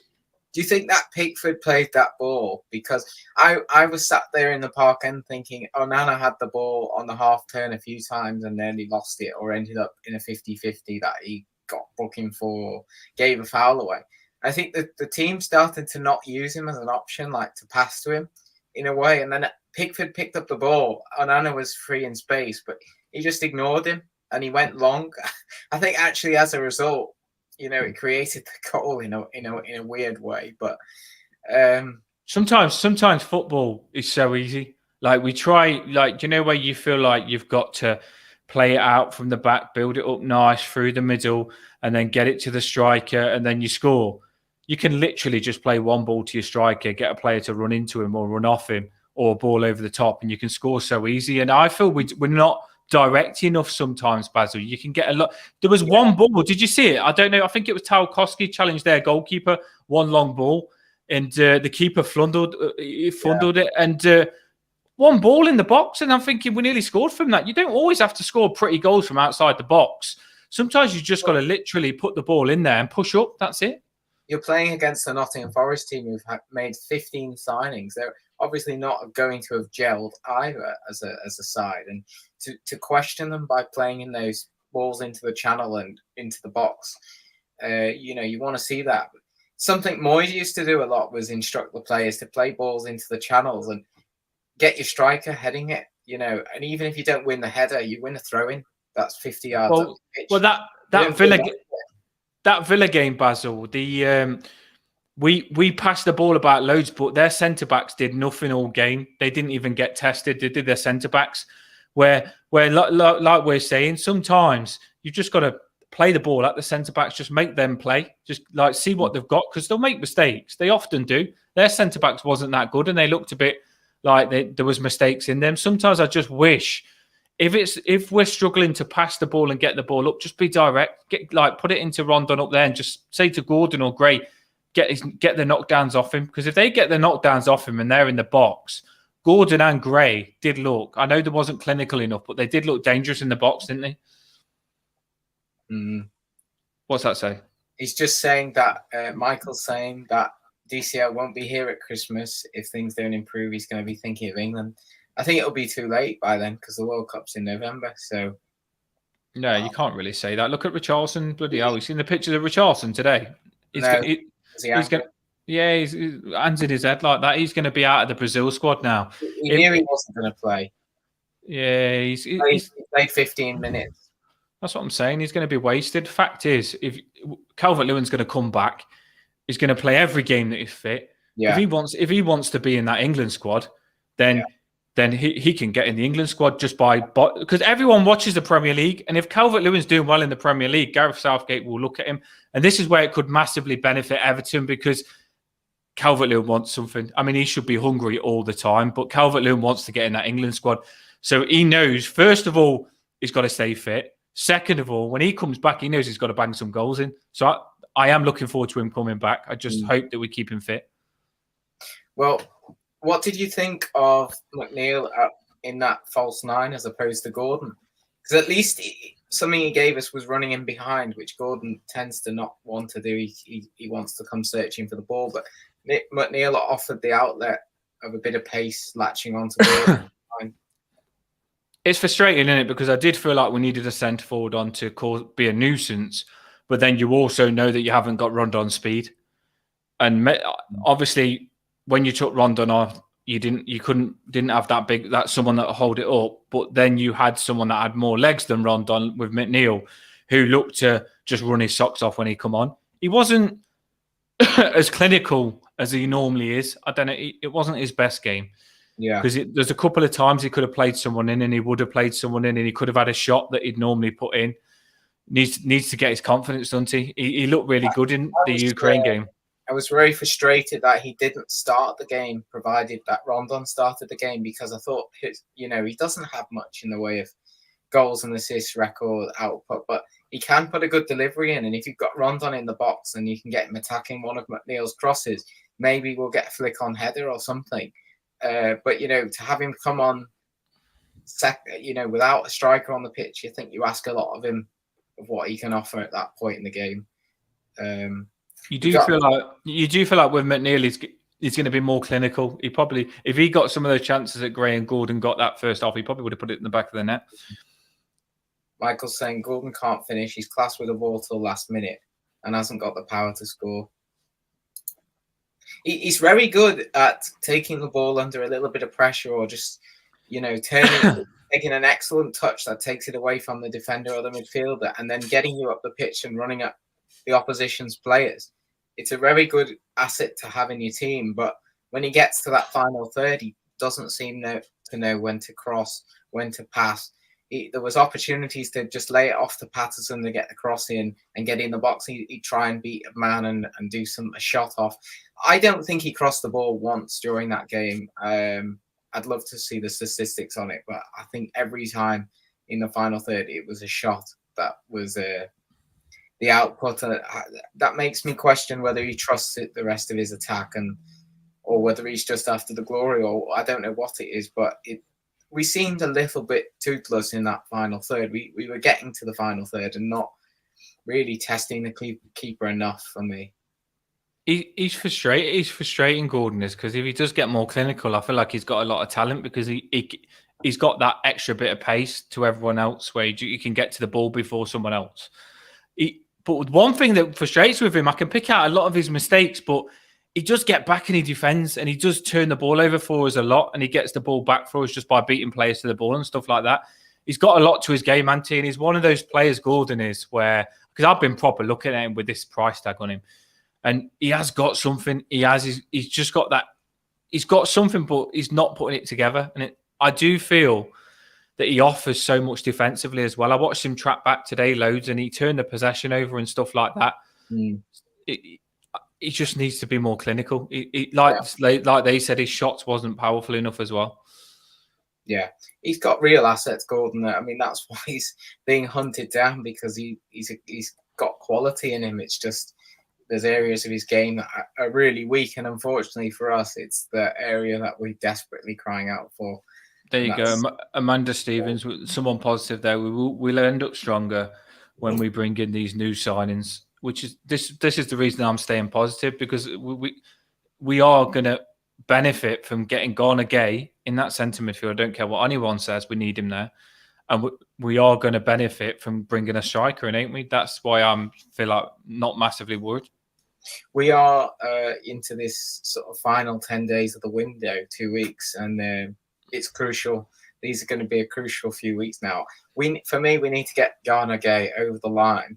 100%. Whether that means paying them $5 million or something like that, just to secure him. And I know he's 33, but even if it just put it on 2.5 million on the books per year for that signing. I think he solidifies the midfield. And then we need the strikers. We have to bring in at least one striker, ideally a centre forward and someone who can play out wide. He'll be here this week. What do you think? I know we've got a cup game, but he's going to be here, isn't he, Basil? Did you see, obviously he was at the game, you didn't see it. Did you see how I thought for the first time, do you know when they scored and when they went 1-0 up? I thought Lampard looked worried. For the first time, I think he looked proper worried. Like I could be in trouble here. This is going to be 3 losses. And his face looked a bit worried. So it wouldn't surprise me if he looked relaxed in the press conference, but it wouldn't surprise me if he reacts on this striker situation a bit quicker now. I would be worried if I was him. And the away fans were singing that you'll be sacked in the morning and all that came out. There you go. We can hear that as well. So it's probably going to push him into bringing a striker. And he knows he needs a striker. Surely if he don't, then... Well, I think he's just kidding the media when he talks about it, really. He's just pulling them along until he gets a striker in. He's got to, though, hasn't he? Because obviously that people, if he starts to act desperate for a striker, all the striker prices are going to go up and they'll think we need one. But by him saying we don't need one, it doesn't make us look desperate, but deep down, as you've just said, Basil, he probably is desperate for a striker. Just sort the Ghana deal out because it's distracting from finding strikers. I just get that over the line. And then, but you worry that the strikers are dependent on other moves. I mean, will Chelsea let Brozier out until they bring in Aubameyang or whoever they bring in? Because they don't exactly have many strikers. That's what a lot of people have. I know Jonathan, he carried on commenting. That's what a lot of people are frustrated about, is that obviously some people are thinking, rightly so, if they want to think that we're going to be in a relegation battle again. So they're saying you can't go and lose these games that you could have won. Yeah. You ain't. Everton haven't got the. Basically, the attitude is Everton haven't got the right to think that they can bring it back and stay up later on, and they've got the time on their hands because we said, I said at the end of last season, with us being in that relegation battle, when we start this season, from the first game, we are going to give 100% every game and try and take every point we can from every game. So we're not in that relegation battle again, and we're not doing that, are we? We've had 3 games now. And Jonathan said it as well. We've had 3 games now where if we would have had a striker, he said, I keep saying this, if we would have had a striker, Basil, that Chelsea game, if we had a striker, we would have scored and we would have got something. By my reckoning, though, last season we started off really well. And went crap. Did we win opening day? Then we drew at Leeds and then we beat Brighton. So we had 7 points at this point now. It does concern me because we had such a springboard in those first 10 games that we had some points on the board. If we don't start with points on the board now and we get 20 games in and we're still struggling, where are the points going to come on? We're not going to have those initial points to rely off. It's going to be a real scrap more than last year. So we need to start getting points on the board. Tuesday's game is a good opportunity to get some momentum and some confidence back in the team. Score a few goals against a side in another division, in a lower division. We've got to get the team out and beat them. I think we need it. I said earlier on, I do think we need it because the only way that our midfielders are going to score more goals is by getting confidence. And like I say, that would have helped Gray out today because he hasn't scored in a while. And that will make him think he can score again. If you play football, once you start scoring, you go into a bit of form. It's like any other player. Even Cristiano Ronaldo sometimes goes out of form when he was the prime player he was. When you score a goal, you get that confidence for the next game and you just go on a run of scoring. If we can get, like you said, Basil, this cup game, if we can start with Onana to give him the confidence that he needs and then maybe get Gordon a goal, it's going to help us for the next game. So it's a good time for this game to come for me to just help us with our confidence because that's what it is, Basil, isn't it? Like these shots are not going in because they're not hitting it like they're going to score. They're not feeling like they're going to score. Yeah, nothing's really going our way, is it? I mean, we're putting some good deliveries in the box and nothing's really dropping for us. Shots from the edge of the box aren't really nothing's falling to us. We've got to do an awful lot to score. And then at the other end, things are, bouncing in, getting the keepers not making the save, and we're getting rebounds. So things are just not really working at the moment. But you have seen in previous years sides that have taken half a dozen matches of doing very little, and then they've suddenly, start to come alive. I mean, you could say until they got a couple of signings in January, and then it just changed the whole team.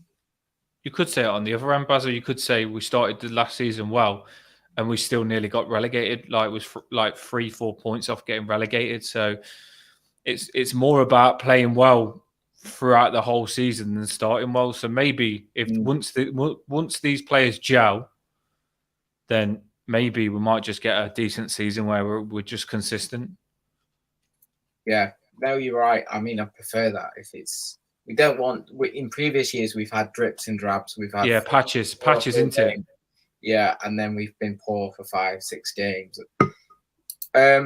Jason's saying, would we risk Rondon on Tuesday? Not to him being quality, but if he got injured because he's not fully fit. I will put positive out there, and I know you all probably. There's no positives from the game. Should have brought a drink. Well, no, the positive fact is, some games. I remember playing Southampton last game away, and they could have beat us about 8-0. I think they beat us 3-4-0, but they could have beat us about 8-0. And every game that we played so far, I didn't feel like we was going to get battered by none of them. I don't feel like we was a mess. Like normally Everton crack. If anything, the mistakes in the backline, like Tarkovsky playing balls across the 6-yard box and under hitting them, is resulting in Forest getting a chance. We're bringing in Geof now to.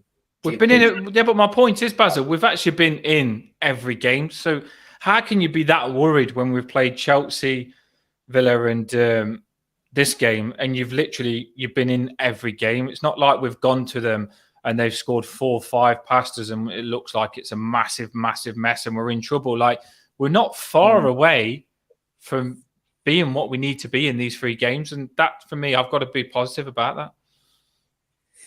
Yeah, I think Julian's saying, are the 3 worst teams in the league than us this season? I agree, Dan, that we've played Chelsea, which is a tough game, and I don't think you can expect us to get 3 points off. And then away at Villa's no easy game either. But I think when you come to Nottingham, a home game against the newly promoted side who won the playoffs and have signed that many players and not gelled yet. Beat West Ham though, didn't he? You do come away very frustrating if you can't get the points off that. I mean, what do you think, Geof? Hello, fellas. How you doing? You doing all right, Dan? Yeah. Well, I've actually been Mr. Positive on this, Geof. I've had some clashes of negative. Yeah, I was listening to the stream while I was driving over. I needed you, Geof. I feel like, are you not not on par with me? You were definitely getting. I like it though. I love it. I do. Overall thoughts on the match.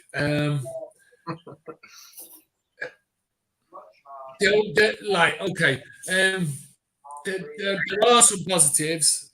But in the end, we should have. Am I getting echoed back? It sounds like you got the radio on in the background. No, it's this. He's just giving you abuse. This Ken guy, I think he's a cop-out. What a grown-up fucking comment in it. You know what I mean? What a grown-up comment. You must the maturest person I've ever met. So basically, it wasn't a great performance. I think it was a bit flat. And I think we huffed and puffed, and we did a few things that were good. But as I've heard Dan say, it's like until you've got the strikers, you're basically paddling upstream because defensively we're not bad now. We look a lot better than we were. central midfield isn't too bad. I think Iwobi's been doing all right there. But this next 10 days is possibly the most important 10 days. I mean, we've said this before, but like if we don't get the players in that we need, then we're gonna struggle. We are gonna struggle. Because we're not threatening. We're not threatening enough. We're just not. So basically, whoever's doing the business, whoever's doing the deals in the background, whoever that is, they need to get their finger out and get stuff done because we are desperately in need of people to put the ball in the onion bag. It's as simple as that. People want some composure. I'm not going to rip everyone to bits because I don't think anyone was particularly awful today. I think some weren't as good as others. Some of my patches have been good. I think we started quite well. If we'd have got the first goal, you'd be talking about a different thing altogether. But until we fix the most important fundamental thing of getting people who can put the ball in the back of the net, like we're going to have a problem. So that's it. That's it. That's the top and bottom of it. Is we need goal scorers. We need them now. Yeah. Yeah. So I can nitpick at individual mistakes. I can nitpick bits and pieces and say they could have done better in that moment or they could have done better in that moment. But overall, I don't think anyone was dreadful. I don't think anyone was amazingly good. I just think that we need players. We need them now. And until we get them, this is who we are. It's kind of depressing, but it's just a fact. Like until we get these players in, we aren't the finished article. We aren't going to be a fully competitive team. And if we can't put the ball in the onion bag with regularity, it only takes one goal to beat us. That's just a fact. So yeah, I can see these positives. I'm obviously disappointed. Yeah, we showed a little bit of guts to get back in the game. But I am annoyed that we haven't been able. Okay, we're waiting on one particular player, and I understand that. If he wants Brozier, that's fine. Okay, we're waiting around for that. But in the meantime, we could have signed somebody else because Rondon is like a steam engine with a blown valve. He's got absolutely no legs to him. He's even worse. To be honest, he looked worse than he did when we signed him. He just looked like he didn't have the legs, didn't have the pace. He tried his best, but he just isn't good enough. That's just the simple truth of it. He's just not good enough. And yeah, we need to get players in who are good enough, and we need to do it too sweet. But Geof, I'm not saying Rondon's the answer, or any of those 11 really. But do you not feel like we lost a little bit of momentum or control on the game once Rondon went off and Tom Davies went off?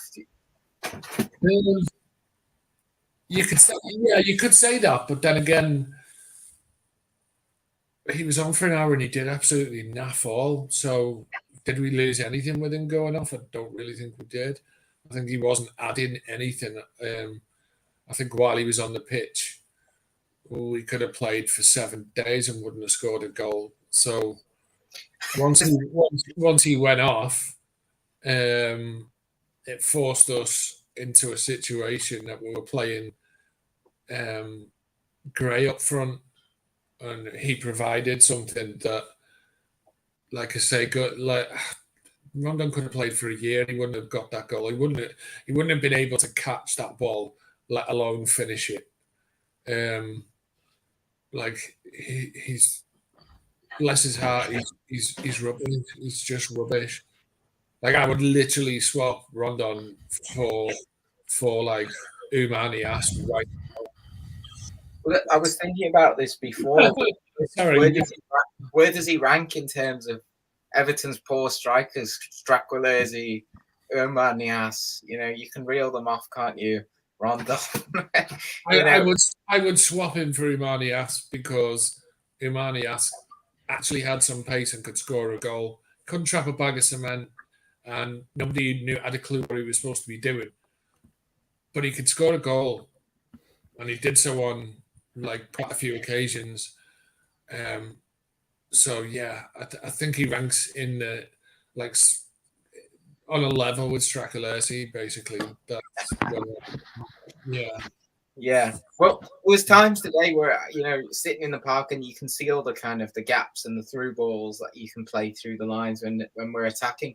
And there was one particular one where I think Iwobi tried to play the ball through, and Rondon would have been nowhere near it. But you're thinking the likes of Andy Johnson, who used to run onto those sort of through balls and just slot it home. And where's that type of strike? I mean, even someone like Dennis, who was on the bench for Forest, could have ran in behind and slotted that away. It's frustrating, isn't it? I'm trying, like as Dan is, to keep myself positive, and as has been said, in the post-match kind of, frustration mode, there's you can get angry and you can throw your toys out the pram and all the rest of it, and I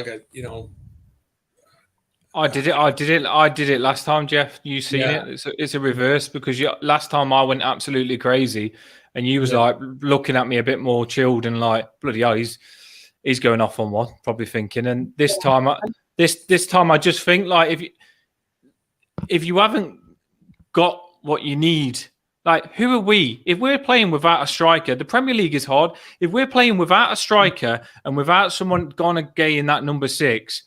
You need to be strong in every position. We are not that good that we can play without a striker and get away with it. We're not. Every team needs to, even the weaker teams at the bottom, need to play with a striker.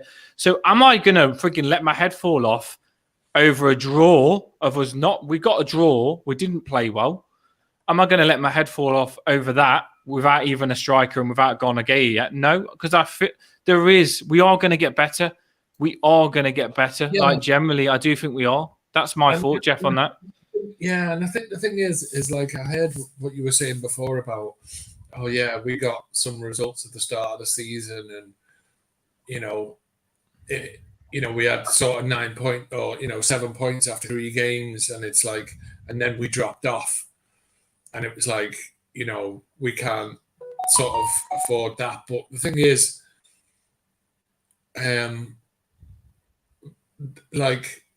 we can improve once we've got the players in, and we haven't lost so many points that we can't catch them up. Because if you actually think about where we were, we started off quite strongly last year, and then we went like about 25 games with like 1 win or something, wasn't it? It was something pathetic like that.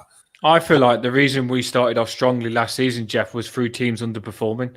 I feel like we got lucky. We got lucky because the preseason.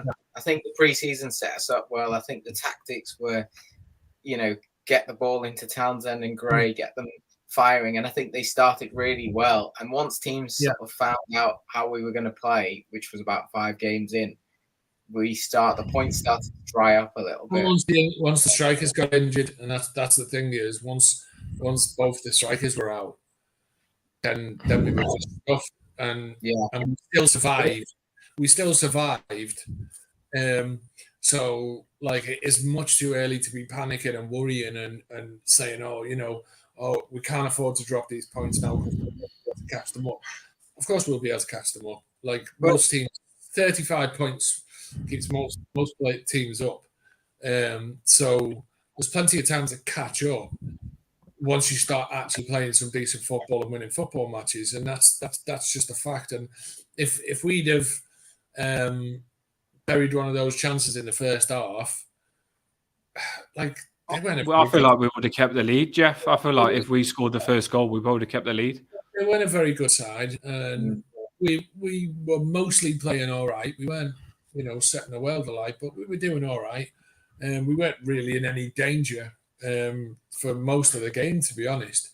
I don't really remember them kind of like causing us a huge amount of problems. So, if we'd have got the goal in the first half, that confidence probably would have led to a second goal, and you'd have had a comfortable win, and this is a different conversation. So in football, like, you can talk about all the positives you want, but at the end of the day, it's the point at the end of the game, and everyone's entitled to fume about that because it is 2 points dropped. We should have won that game, and it is frustrating and it is annoying. And if we haven't got the strikers that we need and the players that we need by the end of this window, and the window closes and we haven't done the business that we need, I will be raging. Like, trust me, I'll be on every bloody space going, and I will be throwing my toys out the pram big time because, like, we have got the money now, and hesitancy or whatever it is, whether it's just because we're waiting for the right person, but like, we have to get this stuff done, because if we get the stuff done and we get it done right, we can make the points back up and we can have a solid season. We're not going to, we're never going to be challenging Europe. So as long as we finish like above sort of 14th or something, I'm not too bothered. So if there's progress in other areas and you can see that there's a plan going forward. But yeah, we had no consistency last season. We was hot and cold all season, and when Lampard come in, well, do you know what I mean? Though we're saying we started the season good. That's why I'm probably saying hot just for that lucky patch at the start. But Lampard's come in and he wants to get something the same every week so he can build something. That's what every manager wants to do, is get something so they can build something. Because if he can get, like, do you know when we go away and get battered, you lose everything. What can you build on that? You get battered. This season, Lampard's trying to find something and improve every game. And that's how we won't get, that's how we'll be stay mid-table. That's how we won't get relegated, is if Lampard literally, and it is true, Geoff, if you think about it, these 3 games, the striker's been the problem. That's the fume. Every game, we are getting better. We're not getting battered. And I don't feel like anyone will batter us this season. I really don't. Lampard's just trying to just get something every game, and touch it up to get us the team that he wants us to be and have a style of play. It's not an easy job. He said it. And we know this ain't an easy job. All these managers have come in and struggled with this Everton team. But I'm just laughing because I've just realised I've been on this stream for like the last 10 minutes. My headphones weren't even plugged in. Was it not? No. We know that things will hopefully improve, but you can't blame certain people in the fan base for about this. I mean, Julian said the 3-game handicap on the back of last season when we stayed up by 2 points and sold our best striker without replacement criminal.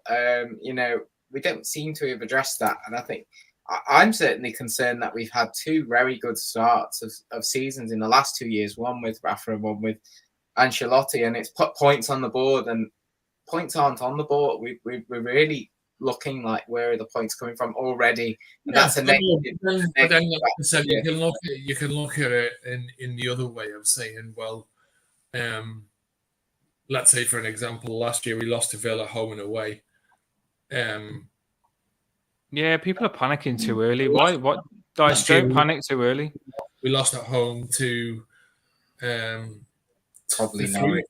2 of the 3 relegated sides, Norwich. And so the thing is, like I said, is like, as Dan said, if we've got a plan. We lost to Brentford as well. Yeah, we lost to Brentford as well, and we lost to a lot of teams, and so the idea that somehow we did better last year than we're doing now, no, the results came in a different period. We're probably 2 points off worse than the results that we did because we beat Chelsea, but yeah, but that beating Chelsea, there's an example to you. If Chelsea played against us and we beat them, do you think that we've got the right to beat them? Because they've got a lot better team than us, and you can't just say, "Oh, we beat them last season; it's going to happen all the time." They're a good team. Chelsea are a good team. They've got good players. They didn't play amazing, no, but I think we can afford to lose against Chelsea. I don't want to lose against anyone, but I think that's not going to make us go down. Hindsight is a wonderful thing, and when we're looking back, let's say when we're looking back in January at how the season as a whole has gone so far, if in the next week we bring in the players that are promised and we start performing and we pick up regular points by sort of January and we're sort of 14th or 13th or something like that, then you can argue that overall we've had a better season. It's because of the start and because we haven't got the striker in. And I'm certainly not defending the fact that we haven't done that. I find it annoying and frustrating that we haven't been able to bring at least somebody in, like anybody who can put the ball in the net. Even if it's like, if we're going to sign 2 strikers, why couldn't we, if we're waiting for one specific one, which is obviously Brozier, we could have signed the other one already. Yeah. Why did, like, that's the frustration. Do you think it's also because we've only got the possibility of 2 loan signings now, one from within the Premier League and one from outside, so they don't want to play there? We've actually done that deal yet? Is it actually happened? The Kudus. Yeah, Kudus. No, because I've seen stories saying that like it's not actually happening. So is it actually happening? We don't know, sure, do we? Been a lot of reports. There's been a lot of reports of it. Some people were even saying that he'd be here tomorrow, sort of thing, and announced. I mean, that quickly. I mean, we were quick when it came to the likes of Cody getting announced, to getting leaked and then announced. It was within a day, and so. But this gay one's gone on for 3 weeks. Somebody else was saying before 24 hours. We were told for gay, but that was 3 weeks ago. And I think it's starting to drain us, the transfer window. That's why I'm being positive. Don't let it stress you. Don't let it stress you. Like, generally, you can. It's working a lot of people up, and obviously it does stress you. I've been stressed loads, but until this window's closed, which I can't wait to happen. I normally love a window. It excites me. I always feel like a transfer window is where I get my gem, the opportunity where you could get the dream player you want. But this window, I hate it. I want it to go. It's done me head in. We don't want it to go. We need it to last. You need it to. Good point. But you know what I mean, though. You know what I mean. Even though it's 2 weeks left, and it will go down to deadline day still, with us hungry to sign at least one striker, I reckon. I know, but then and this is the annoying. This is where, and I totally understand the fans' point of view, is like maybe he's not the answer, but why did we loan out some of our youth players? They've got to be better than Rondon or nobody. Like Sims, maybe he's not quite ready. But he could have done for us until we could. I think that the annoying thing is we could have had him here, and used him, and then load him out in the last couple of days of the window. Loads of loans go out at the end of the window, and I'm sure we could have got a move for him then. But if we've got one striker injured and one crap, then surely he's better than nobody or a donkey, surely he could have been, because he's a big lump and he can score goals and he maybe he's not the fastest, but he doesn't need to be the fastest. He just needs to be the guy who can get on the end of stuff, and he can get on the end of stuff. Why did we loan him out? We're just about to loan Tom Cannon out to Millwall, and it's like, but he could have played in that game. Yeah, and he's rapid, and he's a finisher, and he could.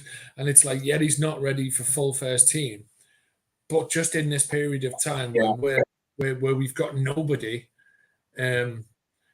like he would have done for now, and then we should have lost him out. I watched the under 23s last night, and he played really well, and he was clinical. His goal was really good, and he also scored a header, which was a clinical header. So he obviously has it in his locker to be able to finish, and he looks pacey, and the ball goes in the channel, and he gets to it, and he'll get his foot on it, even if it's a 50-50 kind of battle. Why couldn't he give him a? He's got to be on top. Did he heel one of them in?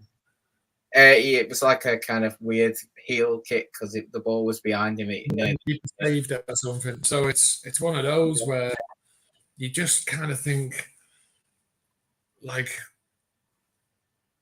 we could have done so much better in this kind of period of time to, like, just give those people the opportunity while we sort out the permanent position.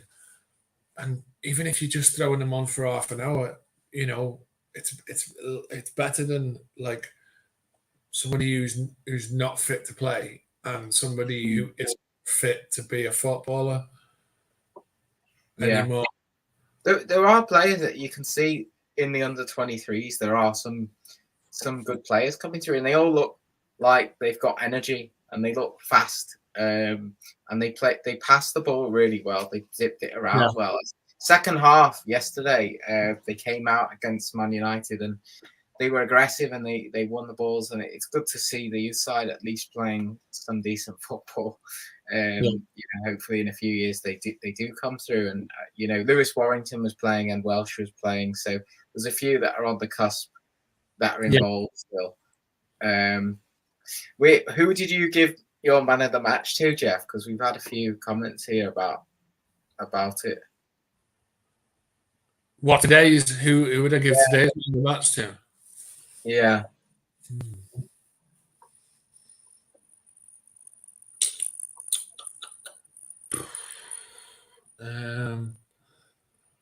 That's a bloody tough one because, like, I wouldn't give anyone. I mean, well, Paul says thinks it won't be the best player on the basis that he scored a goal.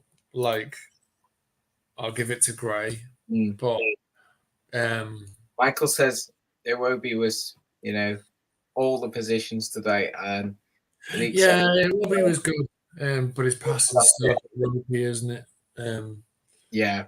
That kind of worries me because it's like, I liked Patterson for the most part, but he's still obviously got room to grow, but he still looks decent. Can I give everyone like a 6? If they're lucky. Paul says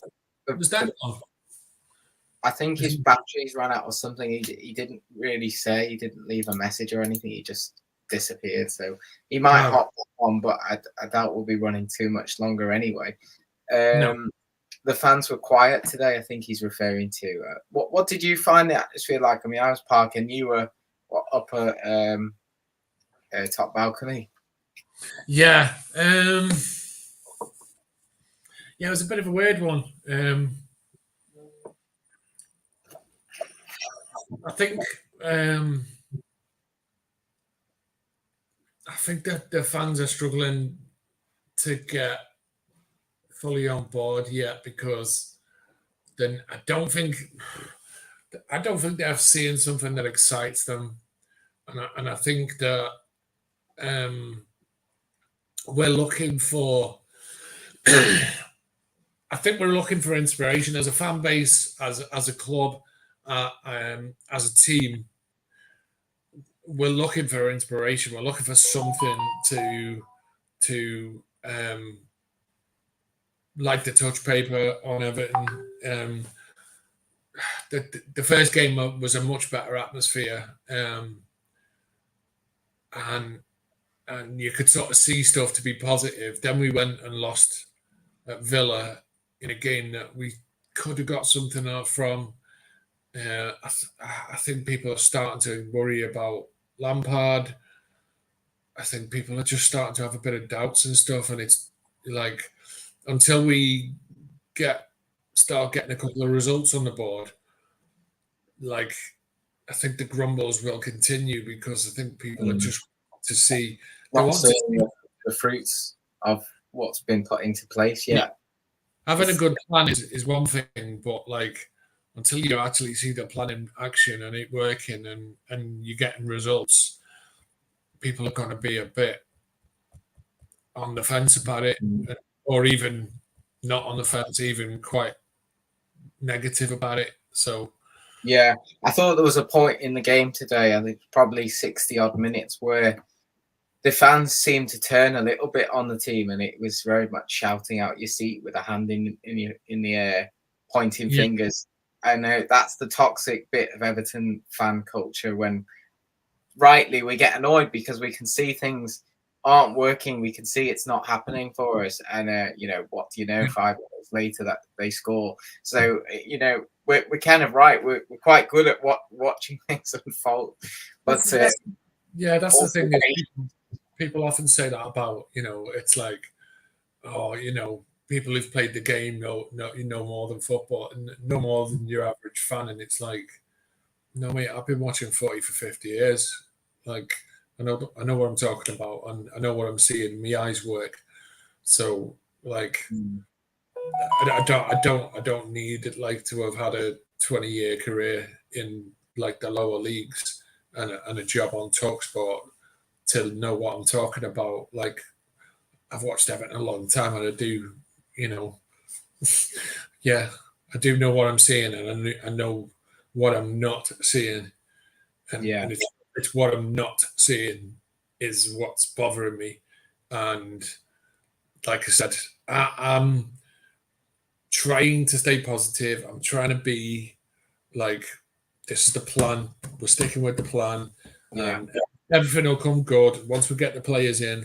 Everything will be sound, and then we can start getting results. But until this next, like, is it 9 days or 7 days or whatever it is? I think it's about 10 days now. Yeah. This is like, this is just, it's pivotal. Like, it literally makes or break everything. If we get this window, because most of the business we've done in the window, we could be happy with it. I'm quite happy with the players that we brought in. I'm not going to complain about any of them. I'm quite happy with some of the stuff I'm seeing in terms of the work rate and stuff like that, because obviously when we've watched the team last year, we tended to down tools. We don't do that anymore. We tended to not work hard enough. Now we do work hard enough. I'm not questioning anyone's effort at all when I'm watching us play. They're trying. I know they're trying, which wasn't the case before. There was a definite down tools kind of situation with some of our players. And so we have solved some of the basic issues of defending. We're much better at defending. No one's ever going to be perfect, but we're better. You can see that.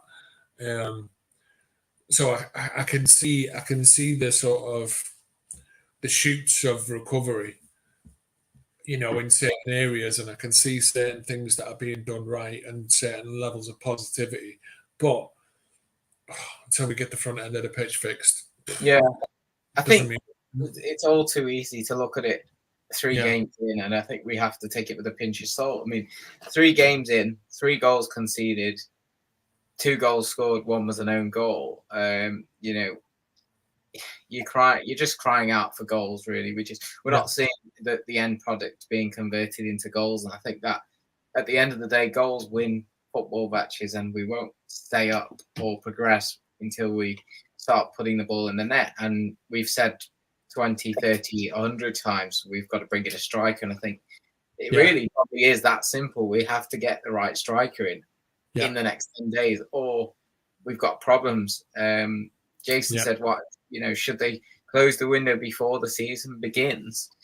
And I was just thinking, well, I've always said that like the football shouldn't be getting played while the window's open. You've got Gordon playing there, haven't you, today?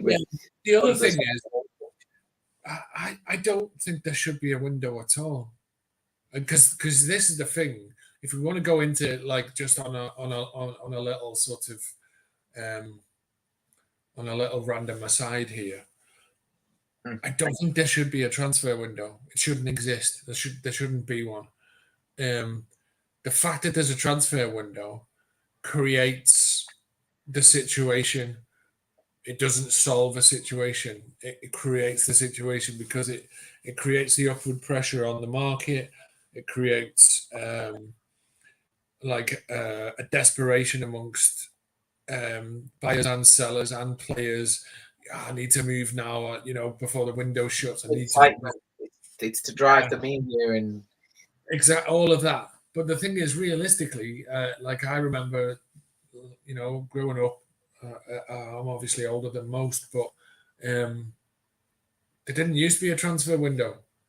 There wasn't a thing like players would just buy and sell a club when they wanted to, and that was it. Yeah, I think that's right. I think they closed.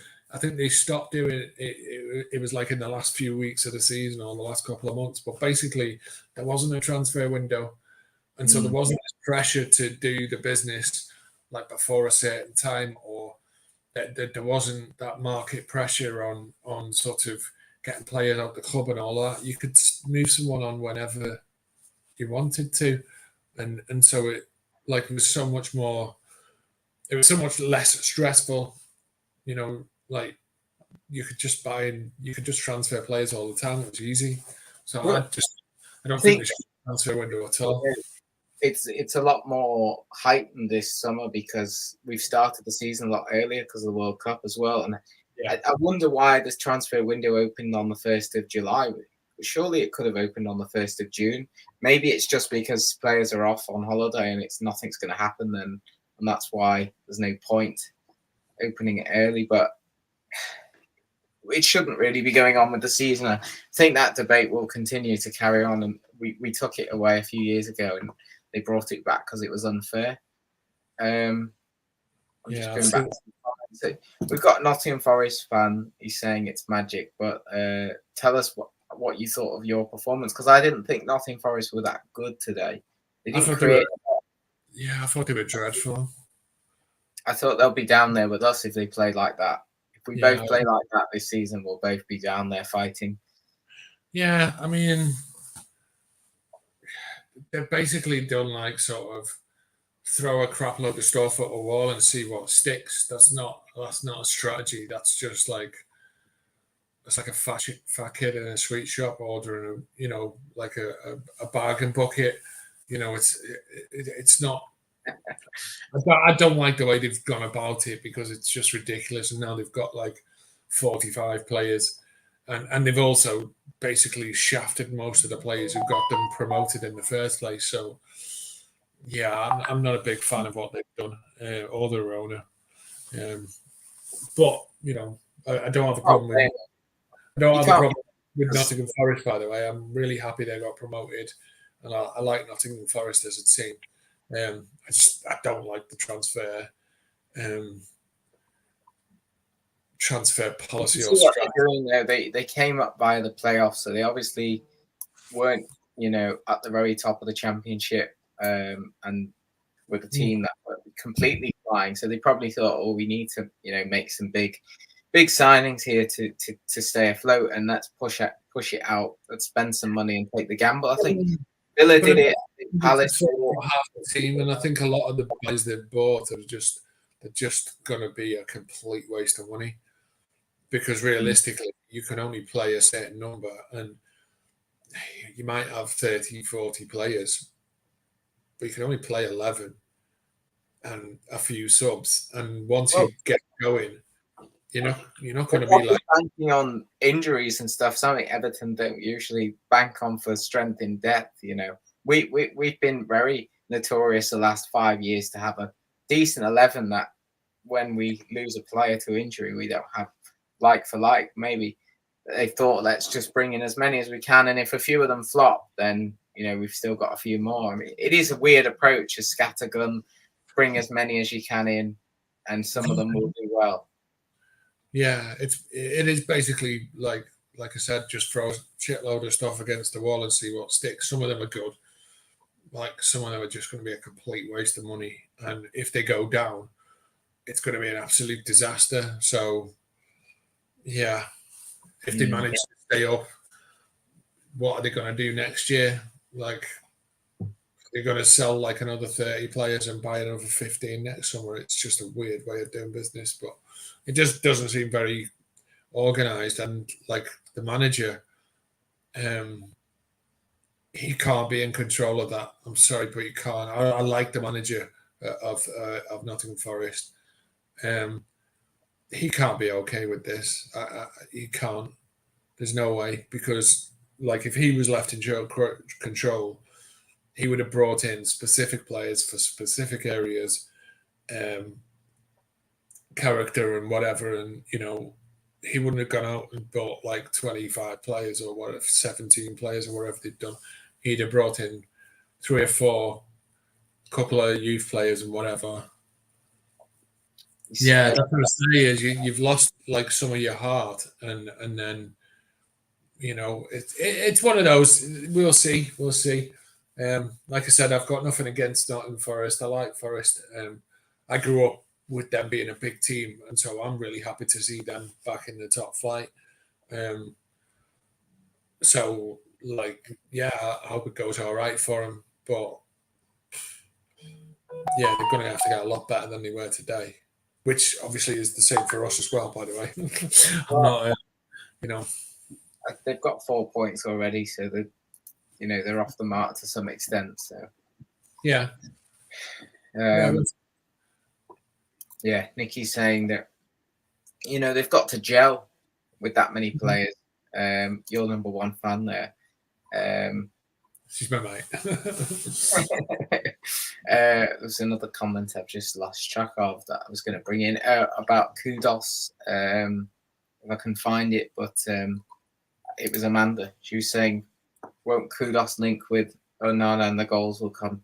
I think it's very optimistic to think that those two will suddenly provide the goals, but I'd like to think so. I mean, it does get us more excited when we think of these young players with energy, with a bit of pace and a bit of strength. And the case of Kudos, he's got a bit of creativity as well. There's hope. Just noticed, by the way, is this the longest stream in history? It could be. It could be one of the longer. I think it's the longest Follow Everton stream. Although we have had transfer deadline streams that we've alternated people on. So right, okay. We'll be wrapping up shortly anyway. But I'm going to scoot because I just wanted to jump on and sort of add me a little. That's fine. I think. Hopefully, we'll be getting a players rating video out at some point. You'll probably see some of the other cast on that, and try and enjoy the rest of your weekend and try and forget about Everton for a few days, because it just brings you down scrolling through Twitter. Just try and stay distracted. All right, thank you for coming on, Geof, and thanks for everyone for joining us today. And 2 hours and 20 minutes. We're trying our best, so please like and please subscribe if you haven't already, and we'll see you next time. Thank you. Nice one. See you later.